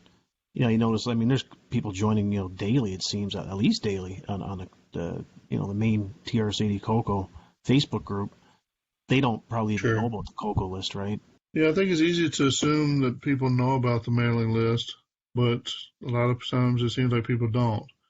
Yeah. And a lot of people that when they do learn about the mailing list, and there's a certain amount of, call it prejudice, and I'm not calling you a racist or anything, just that people have their own ideas about things, and some people do think that a mailing list, how ancient, how would I get my hands dirty with that? There's no pictures. But there's no pictures. There's some truth to that, right? You can't. Sure. You can send pictures in email that don't pop up quite the same, but it is possible. Yeah, I don't know. I think email is imperfect, but it's sort of that lowest common denominator that at least still gets the signal through to a range of people that are interested. And also, for what it's worth, on my BBS, I set up some message bases on there for CoCo Crew Podcast, and the Color Computer, and even Ron's Garage is on there. For Ron Delvo. But I was kind of hoping people would use it, because now with the advent with these Wi-Fi modems and stuff, people can actually use their real CoCo hardware to telnet into my board. But I got a few people on there, but the traffic's just not. They're more or less playing the door games and stuff like that. So. Well, I can tell you that having been around the CoCo community for a long time, I started out on the when it was bit.listserv.coco, which was the Princeton mailing list back in the early 90s. And carried that on for quite a while. That was really the only way to communicate electronically at the time. There was also Delphi and CompuServe, but those were kind of going on the way out in the mid to late 90s. had accounts on both of those. Stayed on the mailing list for a while. Then there was the CoCo3.com, what I would call the specific website forums. I think now Facebook is really the place that has the most participants, I would say. I just looked on the multimedia mailing list. I'm not a member of that, but I can go to the website that hosts it and see what the messages are. And the volume of traffic looks pretty light compared to what it used to be. It used to fill, 1 month would fill pages and pages of a web browser, and I just don't see that much traffic. So I think that Facebook is probably the predominant way for CoCo people to communicate. I also get on Discord occasionally because there's a lot of direct chat on there, different rooms for different types of interests. But to me, Facebook seems to be the way to communicate for the CoCo, at least in the modern context. I'm sure there are people who point out that Discord gets plenty of activity. I'm not on Discord, well, for 2 reasons. One being that it never really appealed to me very much, so I wasn't using it much anyway. And then it became clear that I was going to be censored if I strayed across the line, and the line wasn't very much. So whatever amount I might have otherwise participated kind of felt chased off. So I don't use Discord, certainly not the CoCo Discord. But I do know there's plenty of people who do, and some people are very interested in you knowing that it's an option.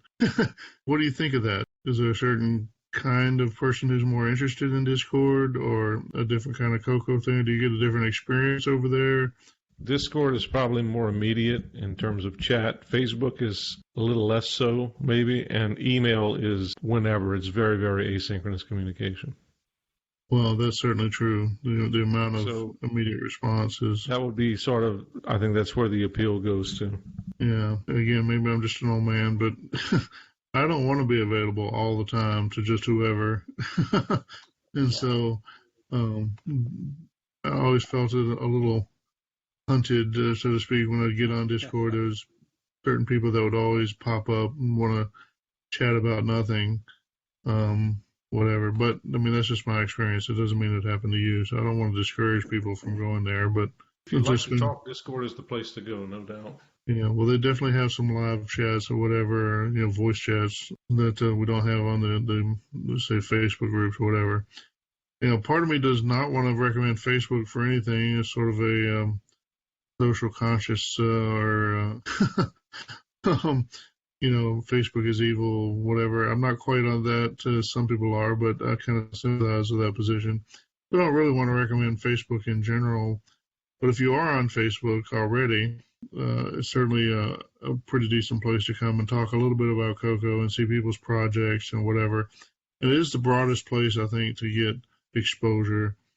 I don't know the numbers for Discord, but I'm pretty sure that there's more people on Facebook than Discord, or at least the CoCo Discord.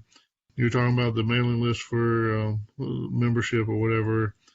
There are about, this is 586, it looks like, members of the mailing list, but most of them are fairly quiet, I think. So you can get a pretty broad slice, but you don't necessarily get a lot of activity in your mailbox, which isn't so bad. Your mailbox doesn't overflow, but it's not necessarily going to entertain you either.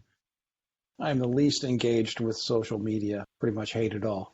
I've belonged to the mailing list. Been on that for a number of years. Also, I was really active on CoCo3.com until it went to the wayside. That was a pretty good resource. I'm on Facebook. I don't maintain a profile. I don't make any posts. It's just basically there so that I can access things. I've got the benefit of having all of you. So when something comes up or, the show notes, I can go in and read it. That's helpful because my biggest gripe with Facebook is you can't search for anything. Yeah. So it's really sad because there's probably all kinds of great stuff there, but you're never going to find it. It's just irritating, or you have to wade through yet another CoCo 4 discussion before you can scroll down to something that you want. Yeah, don't take it the wrong way, but if you do a friend request to me, I never read friend requests, so I pretty much have it all locked out. I'm just a voyeur when it comes to Facebook for the most part. Well, and as you know, I've made videos that I put out on YouTube, so that's probably the closest I get to doing much of anything on social media. The biggest thing for me is it's just such a time suck, especially for Facebook, because you spend all your time trying to find something, or you can read a lot before you get to something you're genuinely, interested in or find useful. So Discord doesn't have any interest for me either. So I've tried some of those things, but it's the same kind of thing. It all just zooms past you at 1,000 miles an hour, or it's just people talking, having an audio chat, and that's gone as soon as you leave. So yeah, I think you had a good point with the drinking from a fire hose aspect. With Facebook, you see things as they come in. If you're like me, and you're probably going to look at Facebook every day or two anyway, it's kind of nice to do kind of a constant stream of something. And the pace that it's at right now suits me. It's not too fast. It's not too slow. It's kind of a Goldilocks thing, I guess, for me. And the searchability does kind of suck. I usually can find things if I really want to. I can usually find them without a lot of trouble. But it's not like having something on the web or whatever. Even in the email box, I can usually find things easier if I'm just casually searching. As far as the stuff coming at you too fast, I mean, that's one aspect I didn't care for about Discord, is that I didn't find it to be any more easily searchable, for me at least, than Facebook. A lot of stuff going on there, but it's kind of like you're focused in. It's like you're looking through a lens a little too close. So, like I can see the last 3 lines that somebody's posted, or the last 3 interchanges of somebody's conversation. But if you're not immediately involved in that conversation, it seems like you have to go back 100 pages to read something else or whatever. Yeah. Hard to get context when you just jump in. Yeah. And like I said, it's more all of Discord, not the specific CoCo server.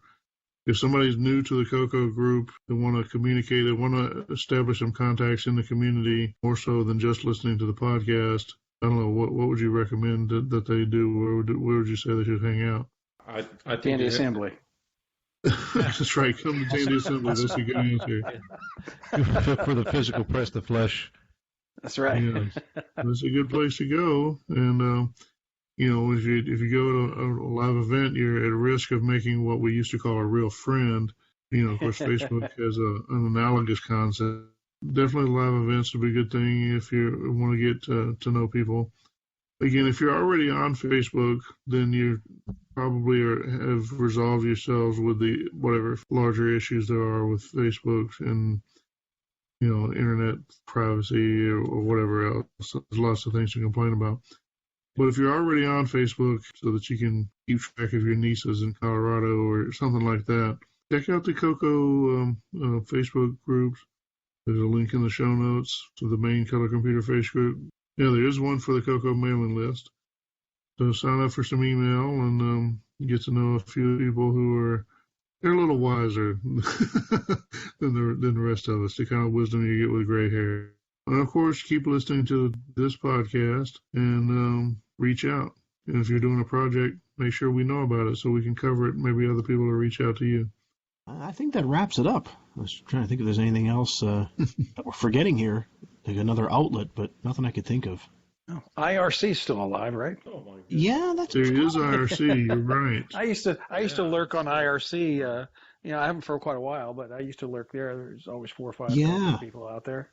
Yeah, Aaron Wolf used to run that. Yeah.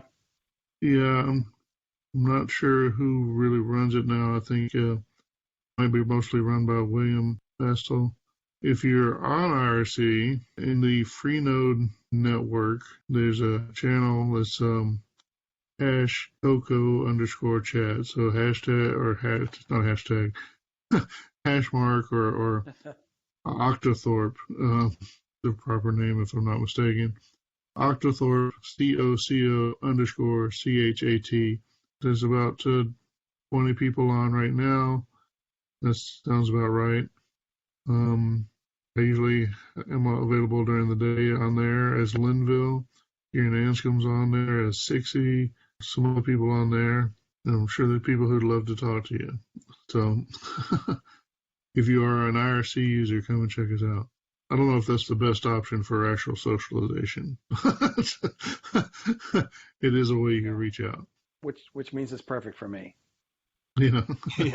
Because I want to talk about the CoCo. I don't want to talk about anything else. Right. True. I used to love the IRC. Does that wrap it up? Have we, killed the horse or whatever? I think so. Well, gentlemen, thank you for a good discussion on yet another esoteric topic of wisdom in the community. At this point, we're going to take another little break, and then we'll be back with whatever remains of the show. It's starting to rain. I'm going to roll the windows up on the car.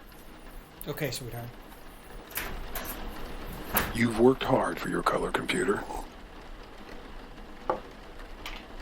It took years to assemble all of the pieces. You're thinking about the next step for your system, and you're happy that the rain gives you a chance to spend time with your computer. Oh my God!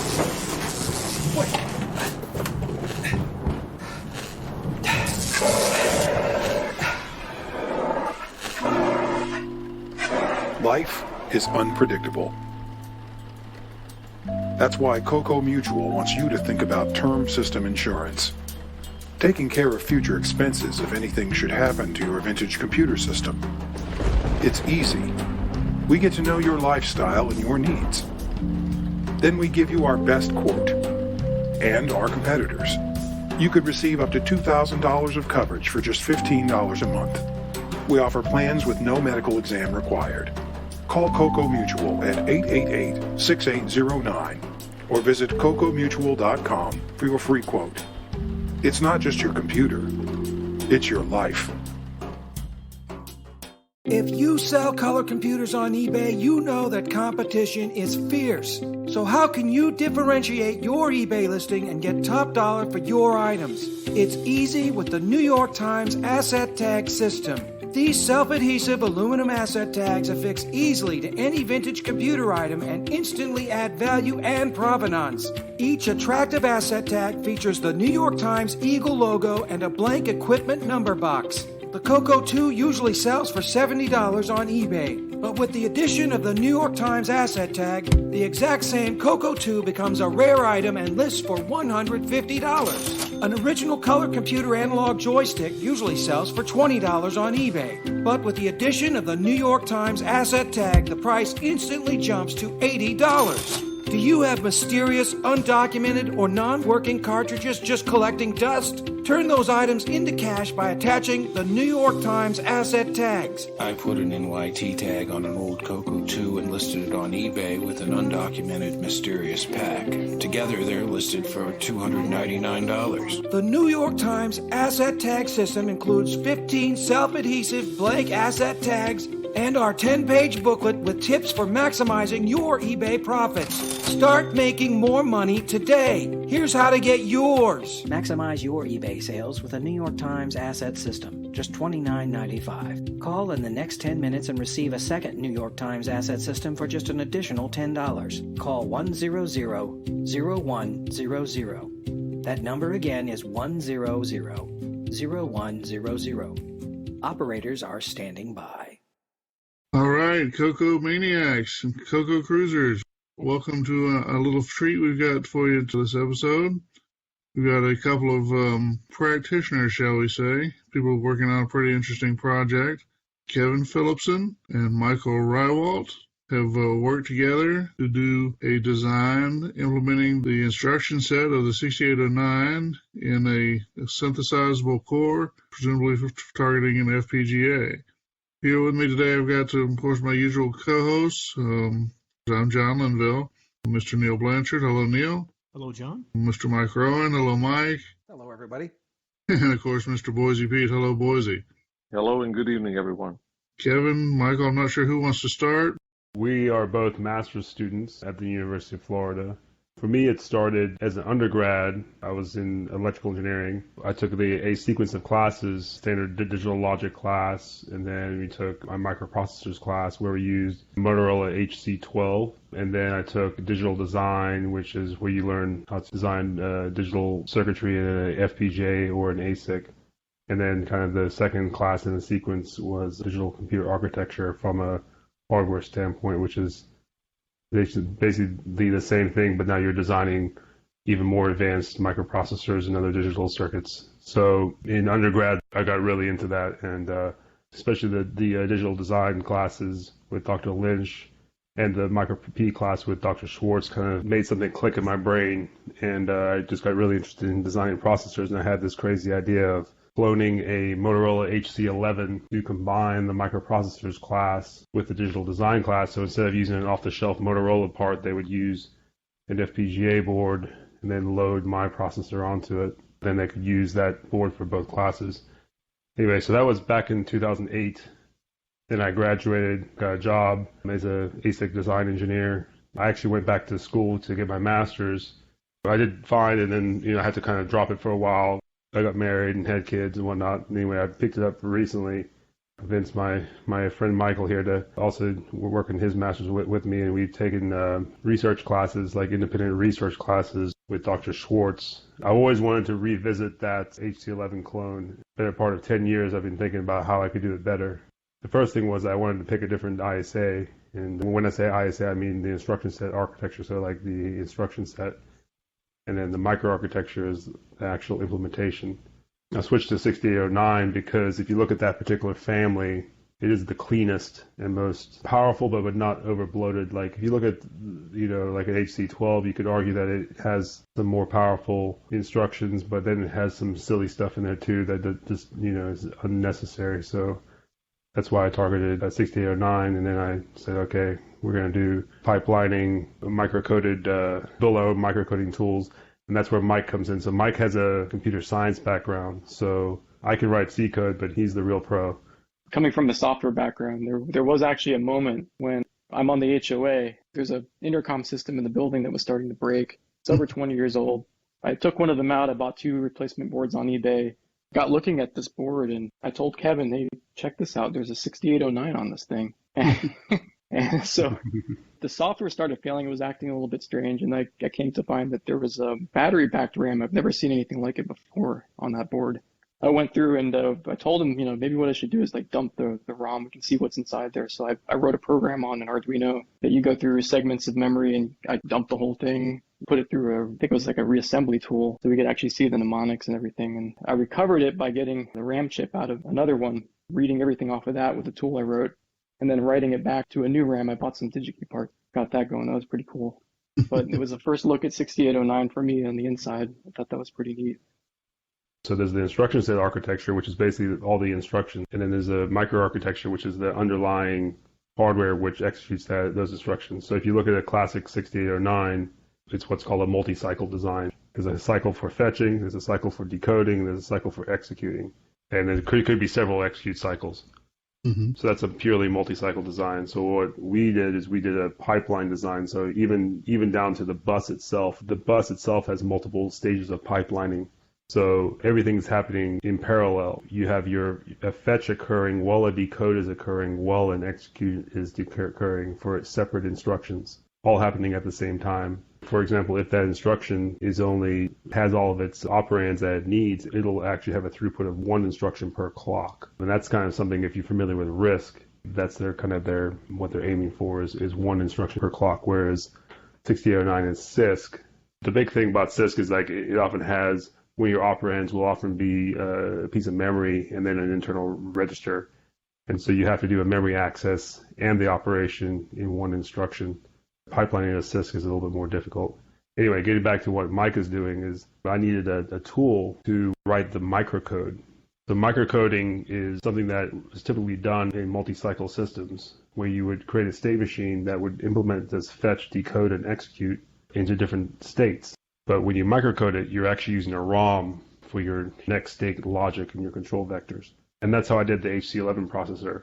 But now I'm pipelining this, and I wanted to continue using the microcoding techniques, but I wanted to actually produce the equivalent of like 16 ROMs that I could place in different spots in the pipeline to decode the instructions bit by bit. So some of these ROMs are just decoding the operand. Some of them are decoding like the ALU operation. Some of them are decoding the addressing mode, stuff like that.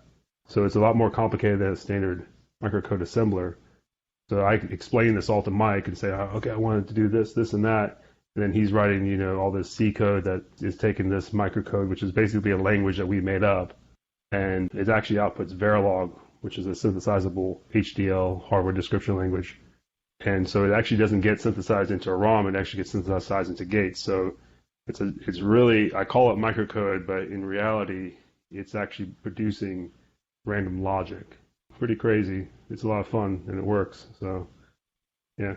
And it's better than just like writing the microcode and building that, because you'd have to use separate tools to build a microcode ROM, and then you may not have those tools at your disposal, right? That was kind of what you were telling me at the beginning of this project, so that we're doing it this way, we're outputting the Verilog, and then we can synthesize this into pretty much anything, or we could just build it into an FPGA, and the tools recognize it as a lookup table, and that's kind of how it behaves. It's actually very interesting how it handles the whole thing. The one thing I pushed Mike on was to actually not just create this raw Verilog that was unreadable. I actually pushed him to add comments in so that if someone didn't want to look at the microcode, they could actually look at this Verilog that's being produced by his tool and actually understand what's going on without having to look at the microcode. So the Verilog it's writing is even commented. It's pretty cool. Right. So as it reads in the microcode that we wrote, its output includes all those comments, the sections of the microcode that build the pieces of the hardware that you're actually seeing in the Verilog file, which is pretty nice. You're using the standard classic 5-stage pipeline, right? No, because you're not. No. The classic 5-stage pipeline is designed around an instruction set that fits it. You're probably familiar with Mips, is that correct? Mm-hmm. Yeah, sure. So Mips is a load store architecture. Its instructions are simpler, right? So you can either do a load or a store or an operation. You can't combine the two. And if you look at like a 6809 operation, like an add A, for example, you're adding whatever the addressing mode is, that memory location to A. So you're actually effectively doing a load as well as that operation. So I couldn't implement the same 5-stage pipeline like you would see in a Mips. Not to say that it's not 5 stages. It's actually a minimum of 6, and I'll get to that in a second. But if you look at just the CPU, it's 3 stages. There's a fetch stage, there's a decode stage, and there's a multi-cycle execute stage. So that multi-cycle execute stage can be single cycle when it needs to be, or it can be multi-cycle when it needs to be, which is not really a disadvantage because on the Mips, it would have taken 2 cycles to do that load and then that add. That's on right. the 68, on what we're calling the Turbo 9, it takes 2 cycles too in that execute stage, but it's the same as what the Mips would be. So you have to you can't compare one-to-one the Mips doing 1 instruction per clock cycle versus the Turbo 9 doing 1 instruction per clock cycle, because the 6809 instructions do more stuff. They do that load. Right, they're more, depending on the instruction, more complex. But the advantage of doing the pipelining approach is that you still save some cycles, right? That's the point, is that if you take the Turbo 9, let's say the completed Turbo 9 the perfected Turbo 9 as it will be completed, and you stack that up against a regular 6809, you're going to see some, over time, given a mix of instructions, you're going to see some X-fold improvement in speed, in execution speed, just by virtue of the fact that that each instruction is not taking, its normal number of cycles, because you're doing the pipeline. You're basically interleaving different parts of fetching and decoding and so forth from one instruction to the next, and not just basically waiting for one instruction to end before the next one starts to get fetched. Absolutely. That's perfectly correct. Yeah. And from our current benchmarking, we're seeing about a 5x improvement from system clock to system clock. Now, one thing you got to be aware of on the 6809 is that it's usually measured in bus cycles, E-clocks. So when you look at the manual, that's in E-clocks, which is a derivative of the system clock. So if you look at a 6809, whether it's the one with the external clock or if it's the one with the internal clock, I think it's the E or the regular one, you have to create 2 quadrature clocks, E and Q. Right. And those are used internally because I think the way that the process was built, they had to have like a charge, like for the, it was an NMOS process. I'm not going to butcher how exactly it worked, and I think they had multiple latches. So they needed those two clocks. So if you were to compare it system clock to system clock, it's a 5x difference. 5x increase is what we're seeing so far. Yeah. Right. That's a pretty significant increase without resorting to things like increasing the clock speed, which is a normal way to try to boost the prowess of a 1609. Exactly. And that's the other thing to mention is because it's pipelined, we're adding more registers. So you have combinatorial logic and then register, and then combinatorial logic and then register. And since we're doing that, we're actually shortening our critical path. That's what determines your clock rate. So we should be able to run even faster. We should be able to run, in the FPGA I'm using right now, I haven't gone into the optimization stage because that's going to be hopefully part of our masters, but I've been able to run it at a raw clock speed of 100 megahertz. And now if you were to go into an ASIC, not an FPGA, something modern, 7 nanometers, something like that, you're probably starting to touch a gigahertz. That's just a ballpark estimate, but probably close to that, yeah. So how about any other fancy stuff? Order completion or Tomasulo kind of stuff? Any other fancy tricks in there? One of the goals is we're trying to make it attractive for someone that wants to build an ASIC. Okay, So one thing we were trying to do, and one of the reasons we picked the 6009 ISA is because we don't want to go and compete against ARM or RISC-V. Because those guys have got their act together, and we're just two guys trying to build a cool CPU, right? So we got to find our niche. And so the niche is, if you look at these big SoCs, right, you have your multi-core ARM or you have your RISC-V or whatever. But then you have all these other little sub-blocks.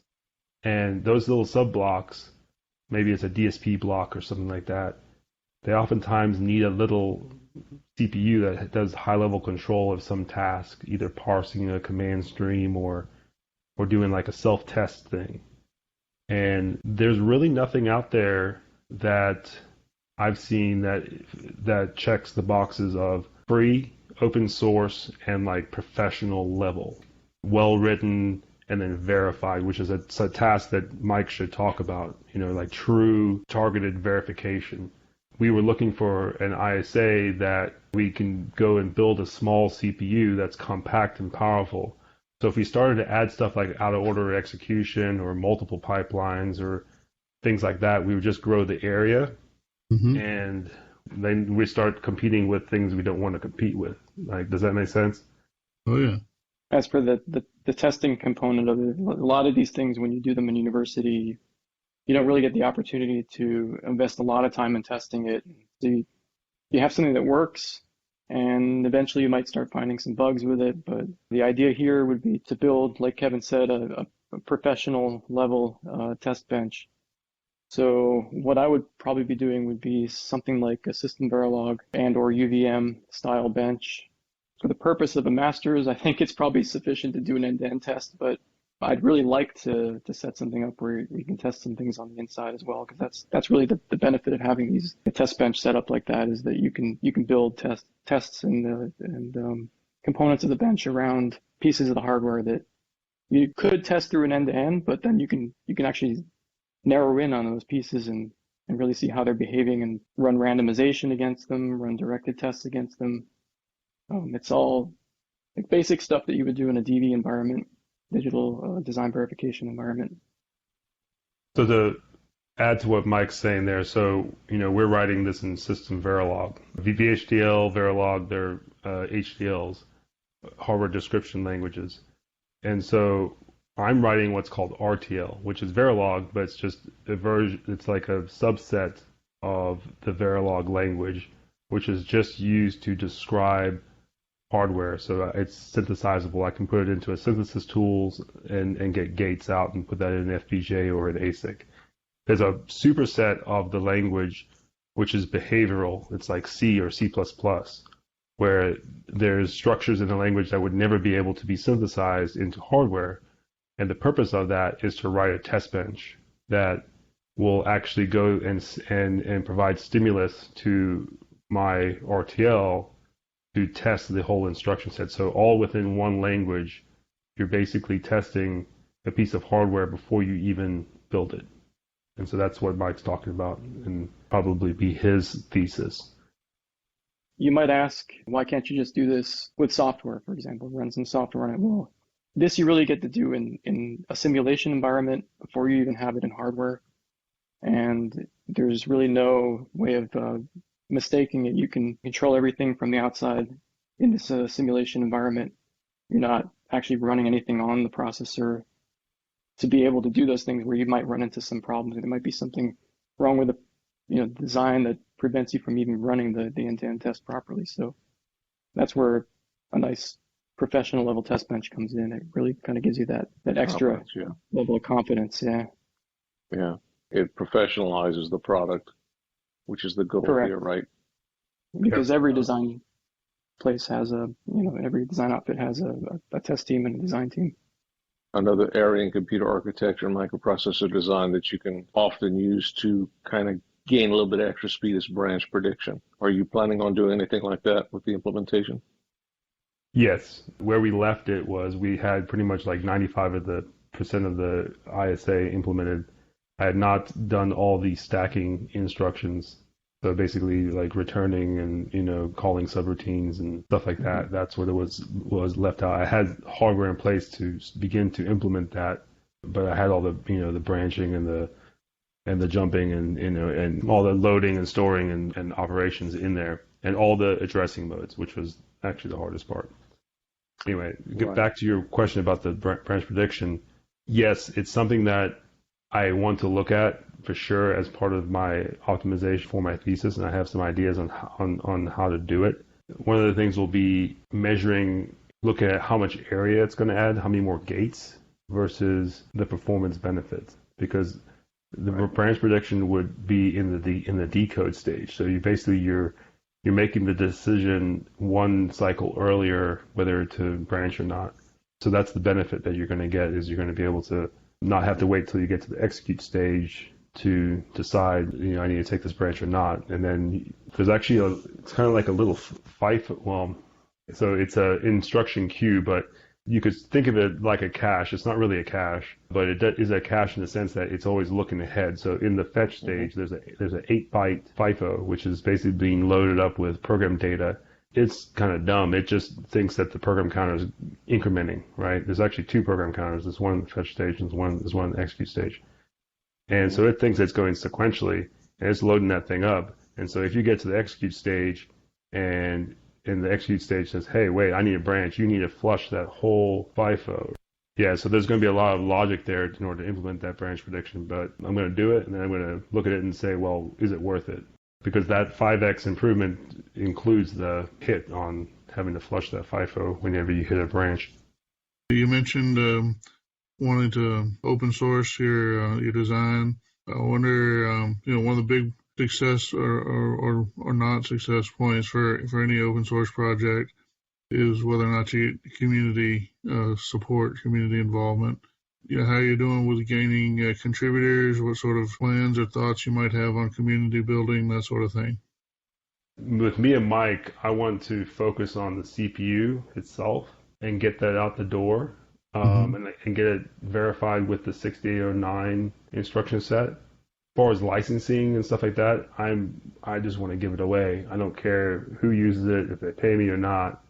But there's a lot of interesting things beyond that, which I think that I would love people to get involved in. Like people have talked about going like 6309 instruction set and stuff like that, which I'll never say never to. But I think for our purposes, it doesn't fit the goal of making it small and compact. So there's things like that.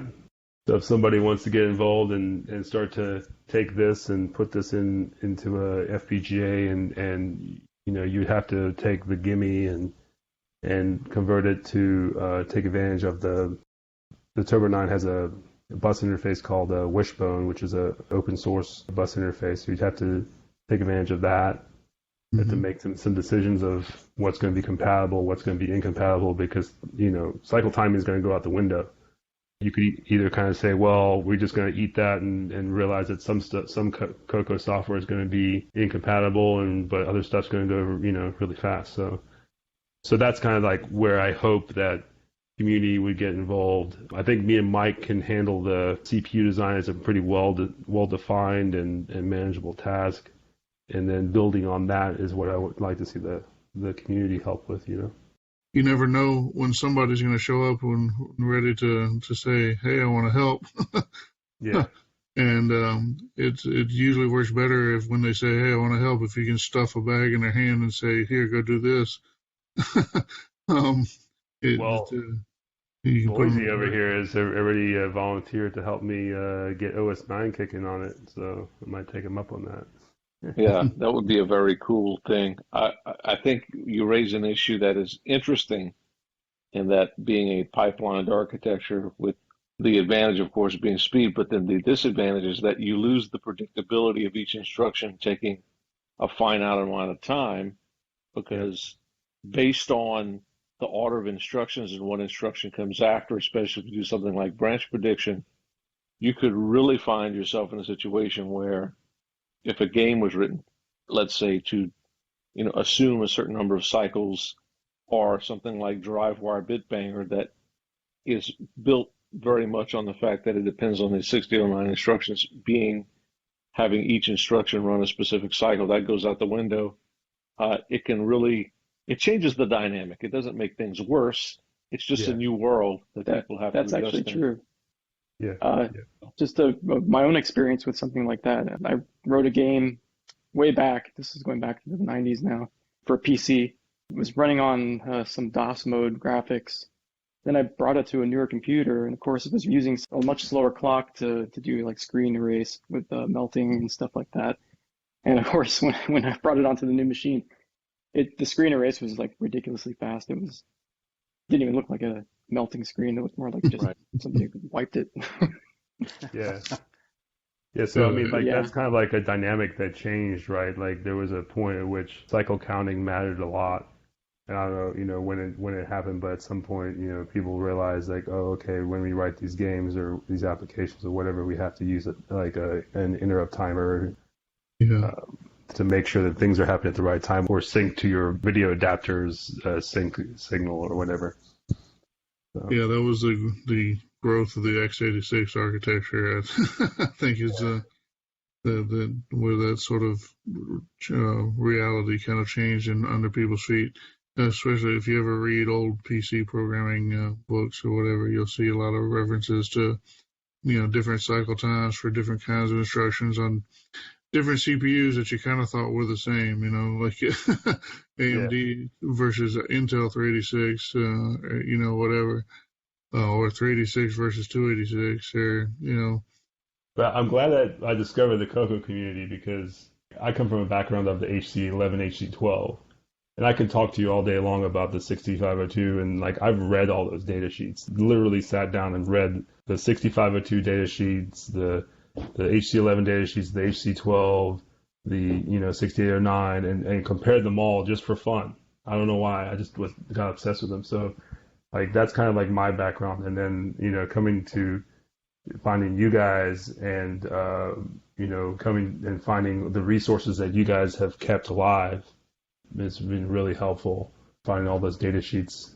But also, maybe I'm wrong, but it seems like the Tandy CoCo guys seem to be a little bit more technical than some of the, like the Commodore guys or the other retro systems. I don't know if I've got the wrong impression. Maybe it's because I've dug deeper into your guys' guts, but, That has actually been said before by other people. You're not the first person to make that observation.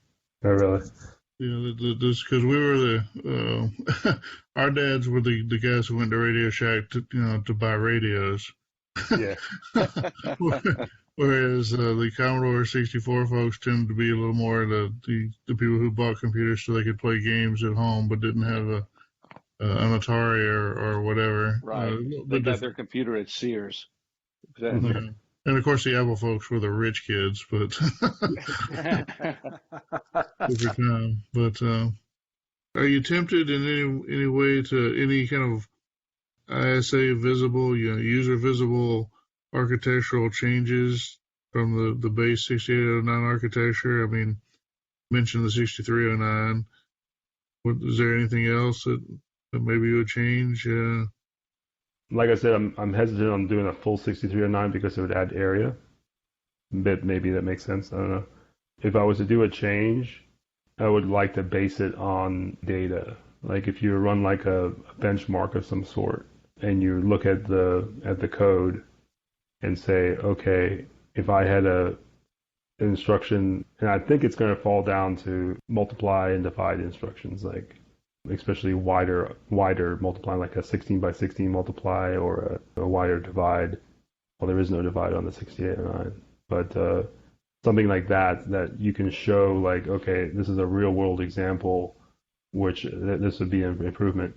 But having said that, is that the thing about our processor is because Mike has built this microcode assembler, you can actually add instructions quite easily. Like, so if you were to understand how to write microcode, you can actually copy and paste and just say, okay, here's a new instruction, and this is how I'm going to control the ALU, and people can actually add instructions relatively easily with this architecture.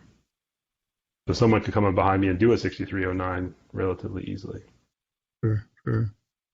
Now, if I recall from reading the Light magazine articles that Terry Ritter and company produced, that the original 6809 was a random logic design. Of course, you're doing a microcoded design, and two different philosophical approaches to producing a complex digital design. Was there any part of your implementation when you're implementing with the microcode or whatever that where the random logic nature of the original kind of shown through, or was an actual hindrance or otherwise complicated your implementation? I wouldn't say hindered, but there was reasons to do it similar to how they did it. So when I say we're microcoded, we are using a microcode assembler that we designed ourselves, but in the end, it's actually random logic, because the way I asked Mike to build this assembler is it actually produces like 16 different files, right? And one of those would be kind of considered the classic microprogram ROM, but in our case, it's not a ROM, it gets assembled into gates. The other 15, and the reason it's 15 is because if you look at an opcode matrix of a 6809, there's 3 pages, right? There's like page 1, page 2, page 3, and you know what I'm talking about? You're talking about like with the prefix byte and that sort of thing? Yeah, exactly. The pre-byte, right? Exactly. So like you have some operands, some opcodes that have no pre-byte, right? And that's page 1, right? Right. No pre-byte. And then you have 2 other pre-bytes, right? And that takes you on to page 2 and page 3, right? So there's 3 pages, right? Don't ask me to remember exactly how, but there's 5 different. It comes down to the addressing mode. I have to go look at my design again, but it comes down to 5 different types of addressing modes. And some of them are grouped together. So like all the indexed ones are grouped together, and all the indirect ones are grouped together somehow, and all the inherent ones and all the extended and immediate. And then they're even split up with regard to if it's like a load type instruction or a store type instruction. So anyway, the point is it's 5 times 3, 15. This is a very long answer to your question. But what I'm getting at is that I decode that directly off of the opcode. So I am decoding that information without going through a microprogram ROM sequence. So I'm kind of half doing direct decoding off the operand and half doing like a sequence of micro-ops. As far as I understand how the 6809 works, they're doing the same thing. Like just because like someone says it's random logic, they still got a state machine in there, whether it's microcoded or not. But yeah, there is definitely some. If you look at the matrix of how the opcodes are encoded, you can see like everything that is an indexed instruction is in one column, right? So there's some encoding into the opcodes that is inherent in there, right? So you should take advantage of that, because if you do that, you actually make your logic cones smaller. You use less gates. So that's why our quote-unquote microcode assembler can actually produce these other files. Is like we have these mnemonics in our microcode assembly where I can basically specify that this instruction is this type of addressing mode, and it needs to go to this particular jump table, and then it'll decode it directly off the opcode. Mm-hmm.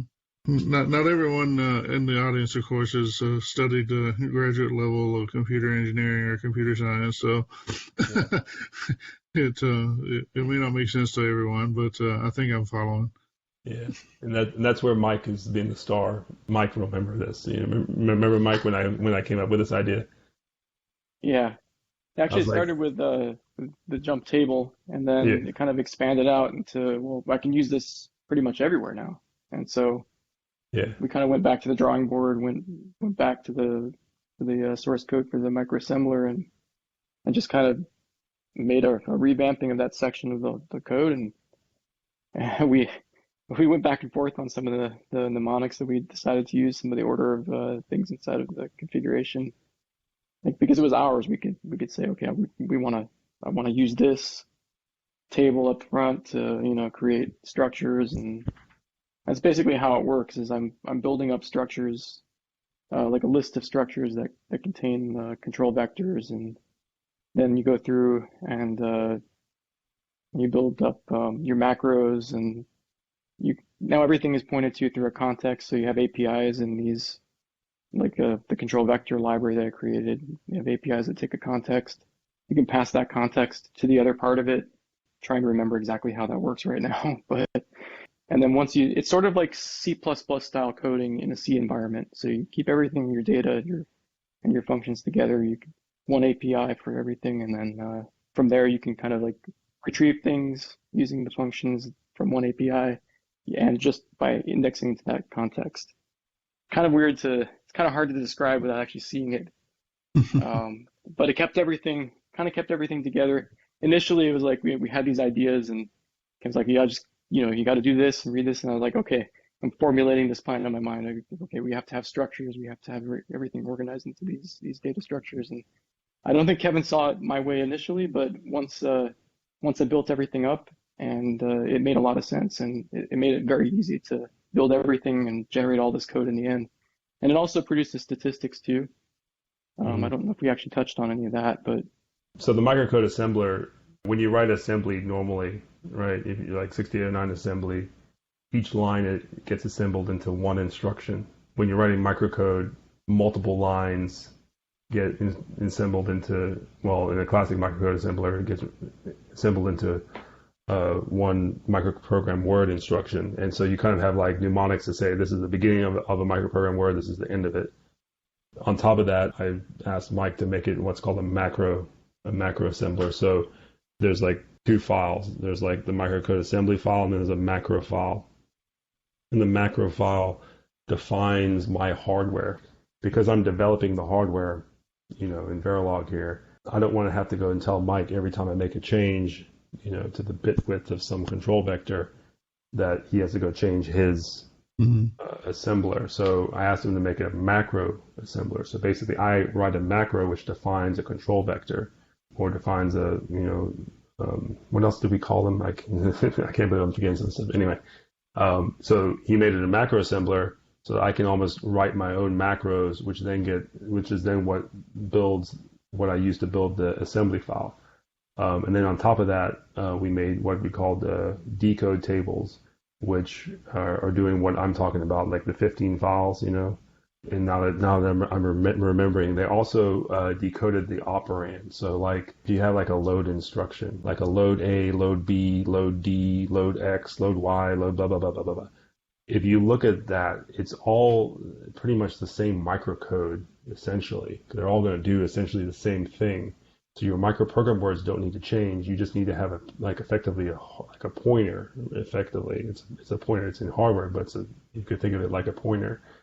So those fall into a decode table, and so that when we're decoding the instruction, it goes into the decode table, and it gets the correct pointer to the correct operand. But then it jumps to the same piece of microcode for the same instruction.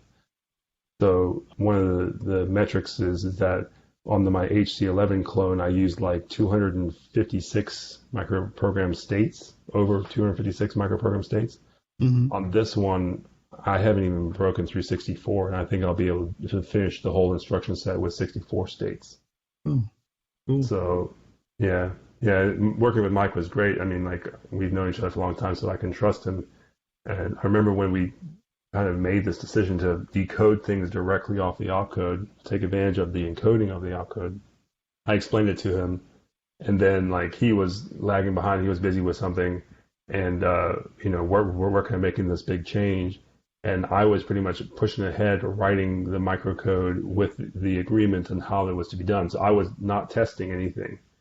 I was just writing code and like, okay, this is how it should work. And then in the end, when like he finished his part, we were able to kind of like get it all back to a working status. I just remember it was funny.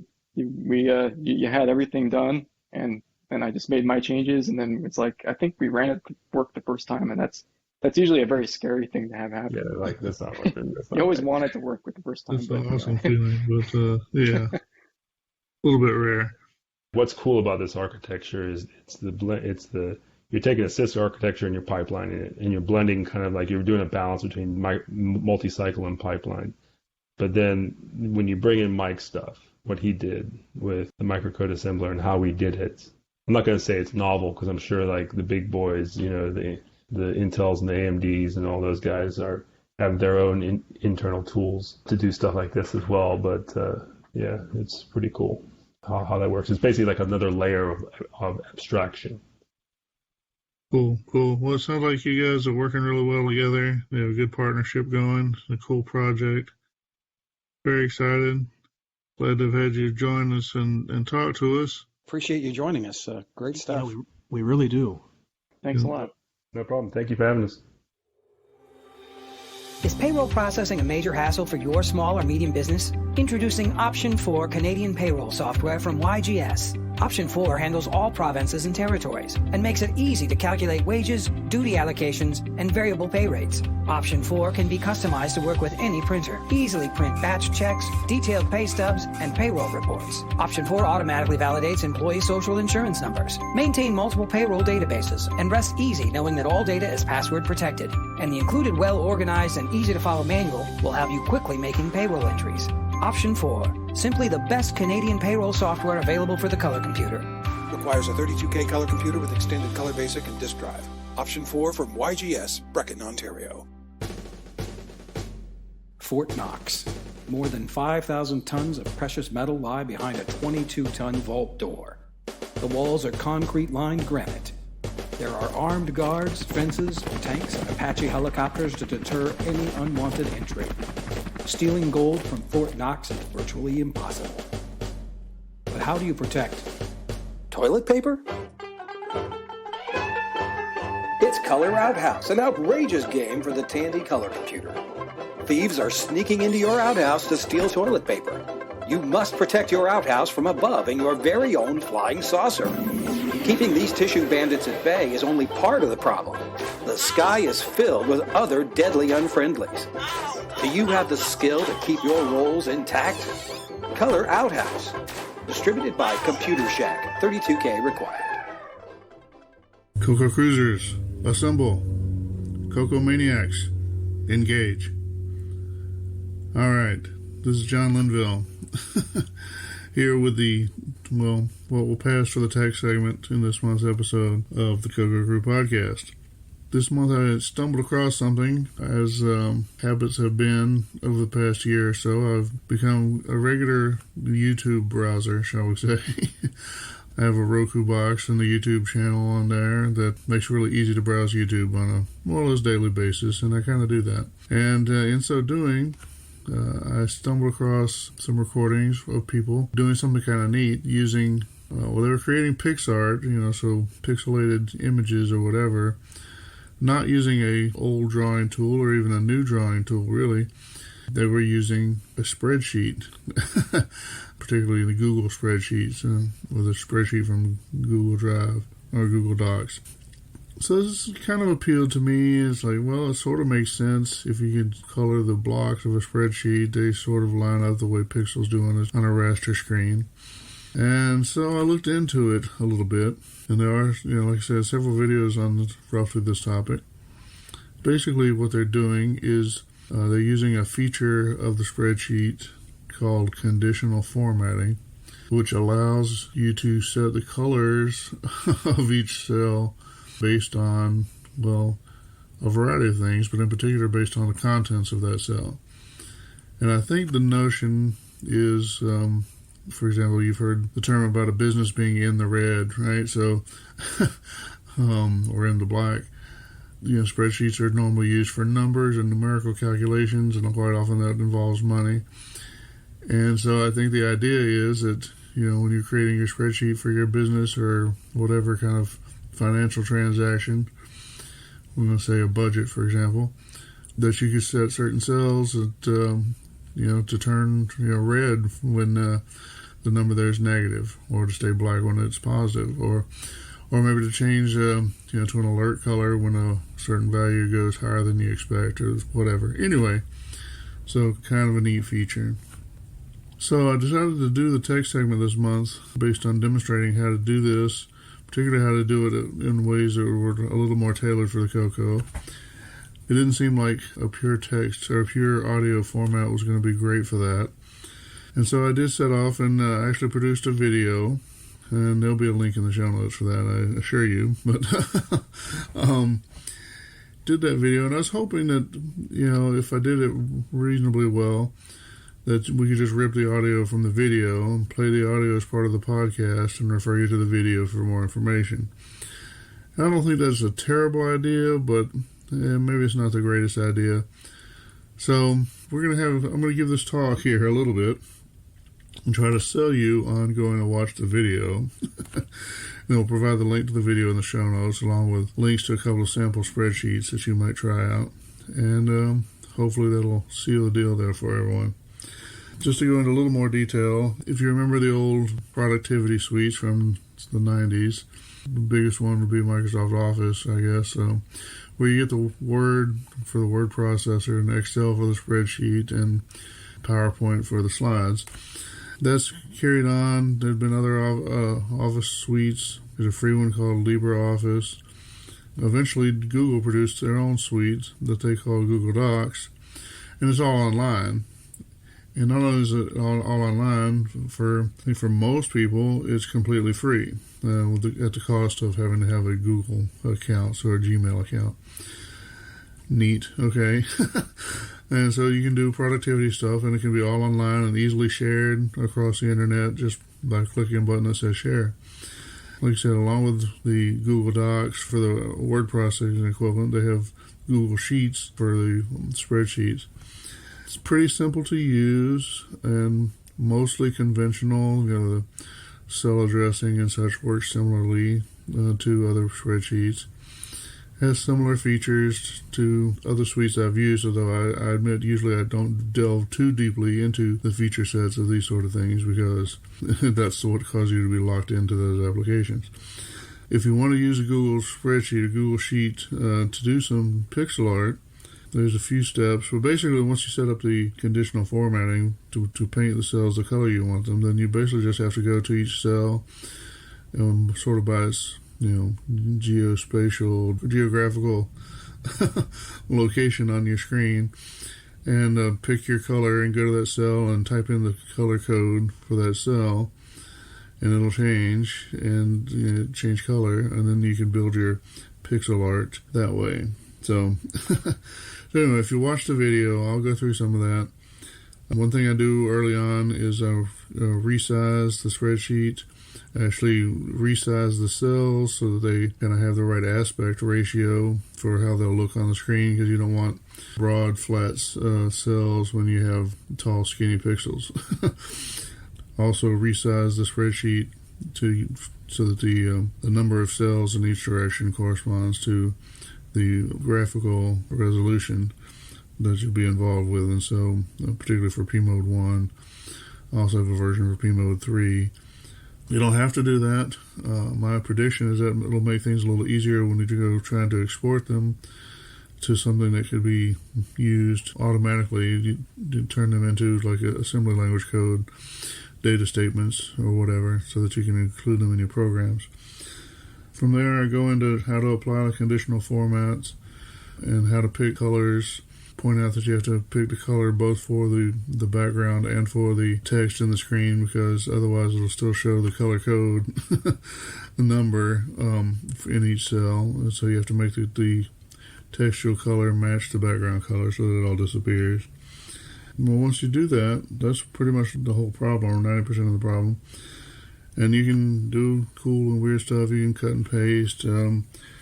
I demonstrate a little bit about drawing there, and you can, once you have a cell set to a certain color, there's a little dragging tip that you can use to allow you to drag colors around almost like a paintbrush, rather than have to go to each cell and type in a number. So that's kind of cool.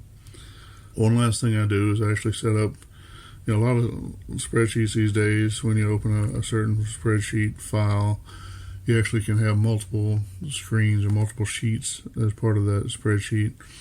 And so I demonstrate using 2 sheets, one to simulate the color set select 0 and one to simulate color set select 1. It's basically just a duplication of the same set of tricks, just with a different set of colors. But it allows you to then maybe be able to cut and paste data between the 2 screens and get an idea of what your graphics will look like between the 2 color sets. Anyway, it's pretty cool. If you look in the show notes, there'll be a link for the video on YouTube. I'll probably have posted it in the CoCo Facebook groups recently by the time you hear this. And if you just want to go on YouTube yourself and look for a video called Pixart, that's Pixart, for the CoCo, CoCo, using Google Sheets, I'm betting there won't be a lot of them with that title. Certainly not by me. So you can find it yourself that way if you want. Or the link will be in the show notes. If you find the show notes, it shouldn't be too hard to find. If nothing else, you can go and find them on cococrew.org.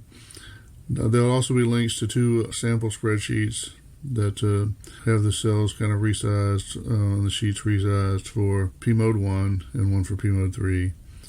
And so they give you an idea of something. So, the way to use Google Docs, you could open those. You can play with them once you open it, but I don't think you shouldn't be able to edit them or save anything. What you could do, you could open them and then create your own copy, and then you can play in that one. And that's a pretty good thing to do, and that way you always have a clean reference you can go back to. My original, you can go and copy from there. I mentioned in the video, the part I haven't solved yet is how to export this stuff, how to export the data out to your actual program source. I don't think it'll be very difficult if you start with something like a comma-separated value or a tab-separated value file.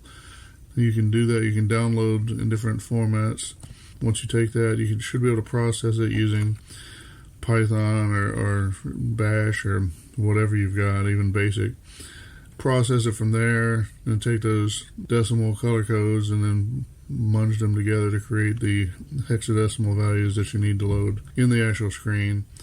That part of the exercise is left to the reader. If you do figure something like that out, please let us know. I may do that myself at some point, so you can be on the lookout, but you're welcome to beat me to it. All right, well, this has probably gone on long enough to be respectable and to get an idea across of why you should go and find this video and watch it for yourself. It's about 20 minutes. I think it's time well spent. All right, well, CoCo forever, CoCo maniacs, engage or disengage, and and CoCo, let's see, CoCo cruisers now disassemble. All right, thanks. In the great hall of the CoCo League, there are assembled the world's 4 greatest heroes, created from the cosmic legends of the Tandyverse. Vapor Man, promising hardware and software that never appeared. Long-winded Man. His powers of speech enable him to take 4 hours just to tell the time. Spec Woman. able to quote specifications down to the atomic level. MPI Man, able to discern an upgraded PAL from 500 yards. Their intention, to right that which is wrong and to serve all of CoCo kind. Welcome back to Neil's Corner on episode 70 of the CoCo Crew Podcast. Wow, 70th episode already. Well, technically it's 71 because we started at episode 0. And also that doesn't include any bonus episodes we have done along the way. Well, this month, do I ever have a treat for you?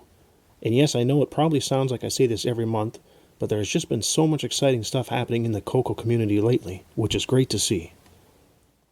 A few days ago, I got a surprise message from John Linville with a ROM image file that was sent in it. This ROM file was a preview version of Sheldon Mcdonald's new game called Treasure Island Defense. I quickly burned it onto a blank ROM chip and popped it into my GMC. Right from the start, I was pleasantly surprised, but what got me right away was the chiptune music playing in the background. You gotta hear this. Let me sample it in for you to hear a few seconds of it.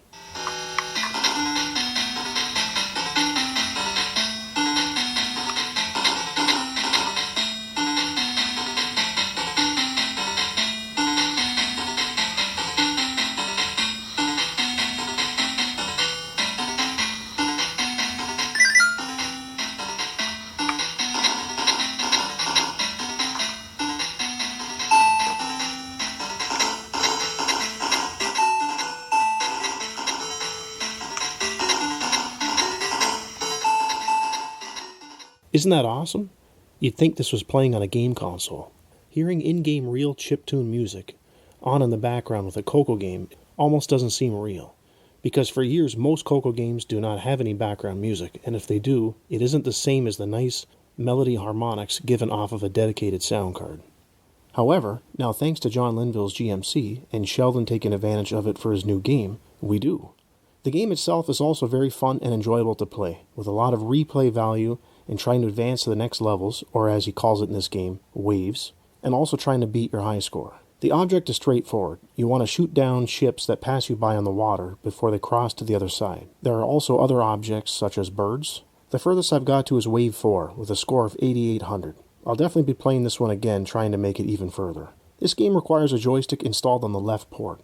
Also to note, it requires a non-self-centering joystick. So unfortunately for all you Gamester supporters out there, you'll need to use a Tandy basic black joystick or a deluxe joystick set in free float mode. Treasure Island Defense is also a very high achievement from a technical standpoint. Here are a few reasons why. It is compatible with a CoCo 1 and 2, only with a CoCo VGA installed, or a CoCo 3. It uses on the CoCo VGA VG6 resolution 128 by 96 at 16 colors, which maps directly to a compatible mode on the Gimme in a CoCo 3. Another technical feature in this game is that it'll support a CoCo PSG instead of a GMC. Sheldon's code will auto-detect if a PSG is present. This, of course, is only compatible on the CoCo 3 disc version and will require an MPI and a PSG or GMC, whatever sound card flavor you choose. Which brings me to the final part here. As of right now, when the game is fully ready, Sheldon plans to release 2 different versions. The first option is a ROM cartridge release for CoCo 1 or 2 with CoCo VGA and or a CoCo 3. The second option is a disc release for a CoCo 3 with an MPI and GMC or PSG sound card. It's very cool to see new software take advantage of new hardware on the CoCo, such as CoCo VGA and the GMC. Great work, Sheldon. Thank you for sending us your preview release so we can review it on the CoCo Crew Podcast here. I'm looking forward to your final release and will definitely be supporting you by buying a copy. As a side note, if you're wondering why our podcast is exactly released right on the last day of this month, you can blame me on that one. When I got this preview release a few days ago, I just had to get it into this episode. I couldn't make you all wait another month for this great news. Mike Rowan, I owe you a coffee for making you wait right until the end to edit this segment into the podcast. Well, there you have it. Another new game coming soon to a CoCo near you. Until next month, happy CoCo gaming. Dude, you have to see this. What is it? It's the Proto EEPROM CC from Prototech. I can program 2716, 2732, and 2732A EEPROMs. So my EEPROM burner can do that. This one has 4K of RAM so you can create and debug your RAM image before you burn your ROM. Wow. It's fully powered by the color computer, no wall warts or cords to get tangled. It just plugs into your cartridge slot. Nice. You can program the RAM or ROM directly from BASIC or assembly language. Where can I get one? It's just $149.95 from Prototech. That's a bargain. The Proto EEPROM CC from Prototech, Boulder, Colorado. Well, it's that time. We have reached the end of the podcast. Episode 70 is now behind us. As usual, I'd like to thank our host, John Linville, for procuring all the news articles each month and providing us with fantastic tech segments. Mike Rowan for painstakingly editing the podcast and putting up with my slowness this month. Boise Pete, our CoCo historian. He remembers it, so you don't have to. Also like to give a huge thanks to Kevin Phillipson and Michael Reinwald for giving us some of your time to record an interview with you discussing Turbo 9. Last but not least, a huge thanks goes out to all of you who listen and support us each month. Please send in your feedback, as we really do like to hear from you. Well, until next month, happy CoCoing and retro forever. It's a blast from the past. Please listen carefully. CoCo.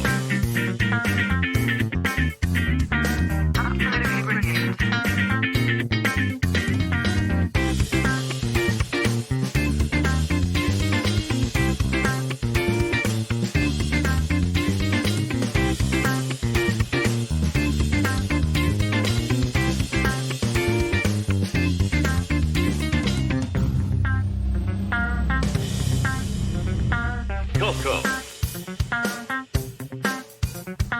CoCo. CoCo.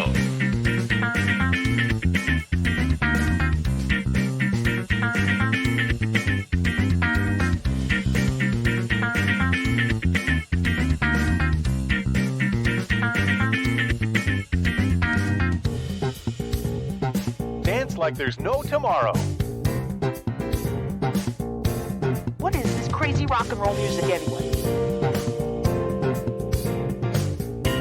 It's a blast from the past. Dance, dance, dance. Dance, dance, dance.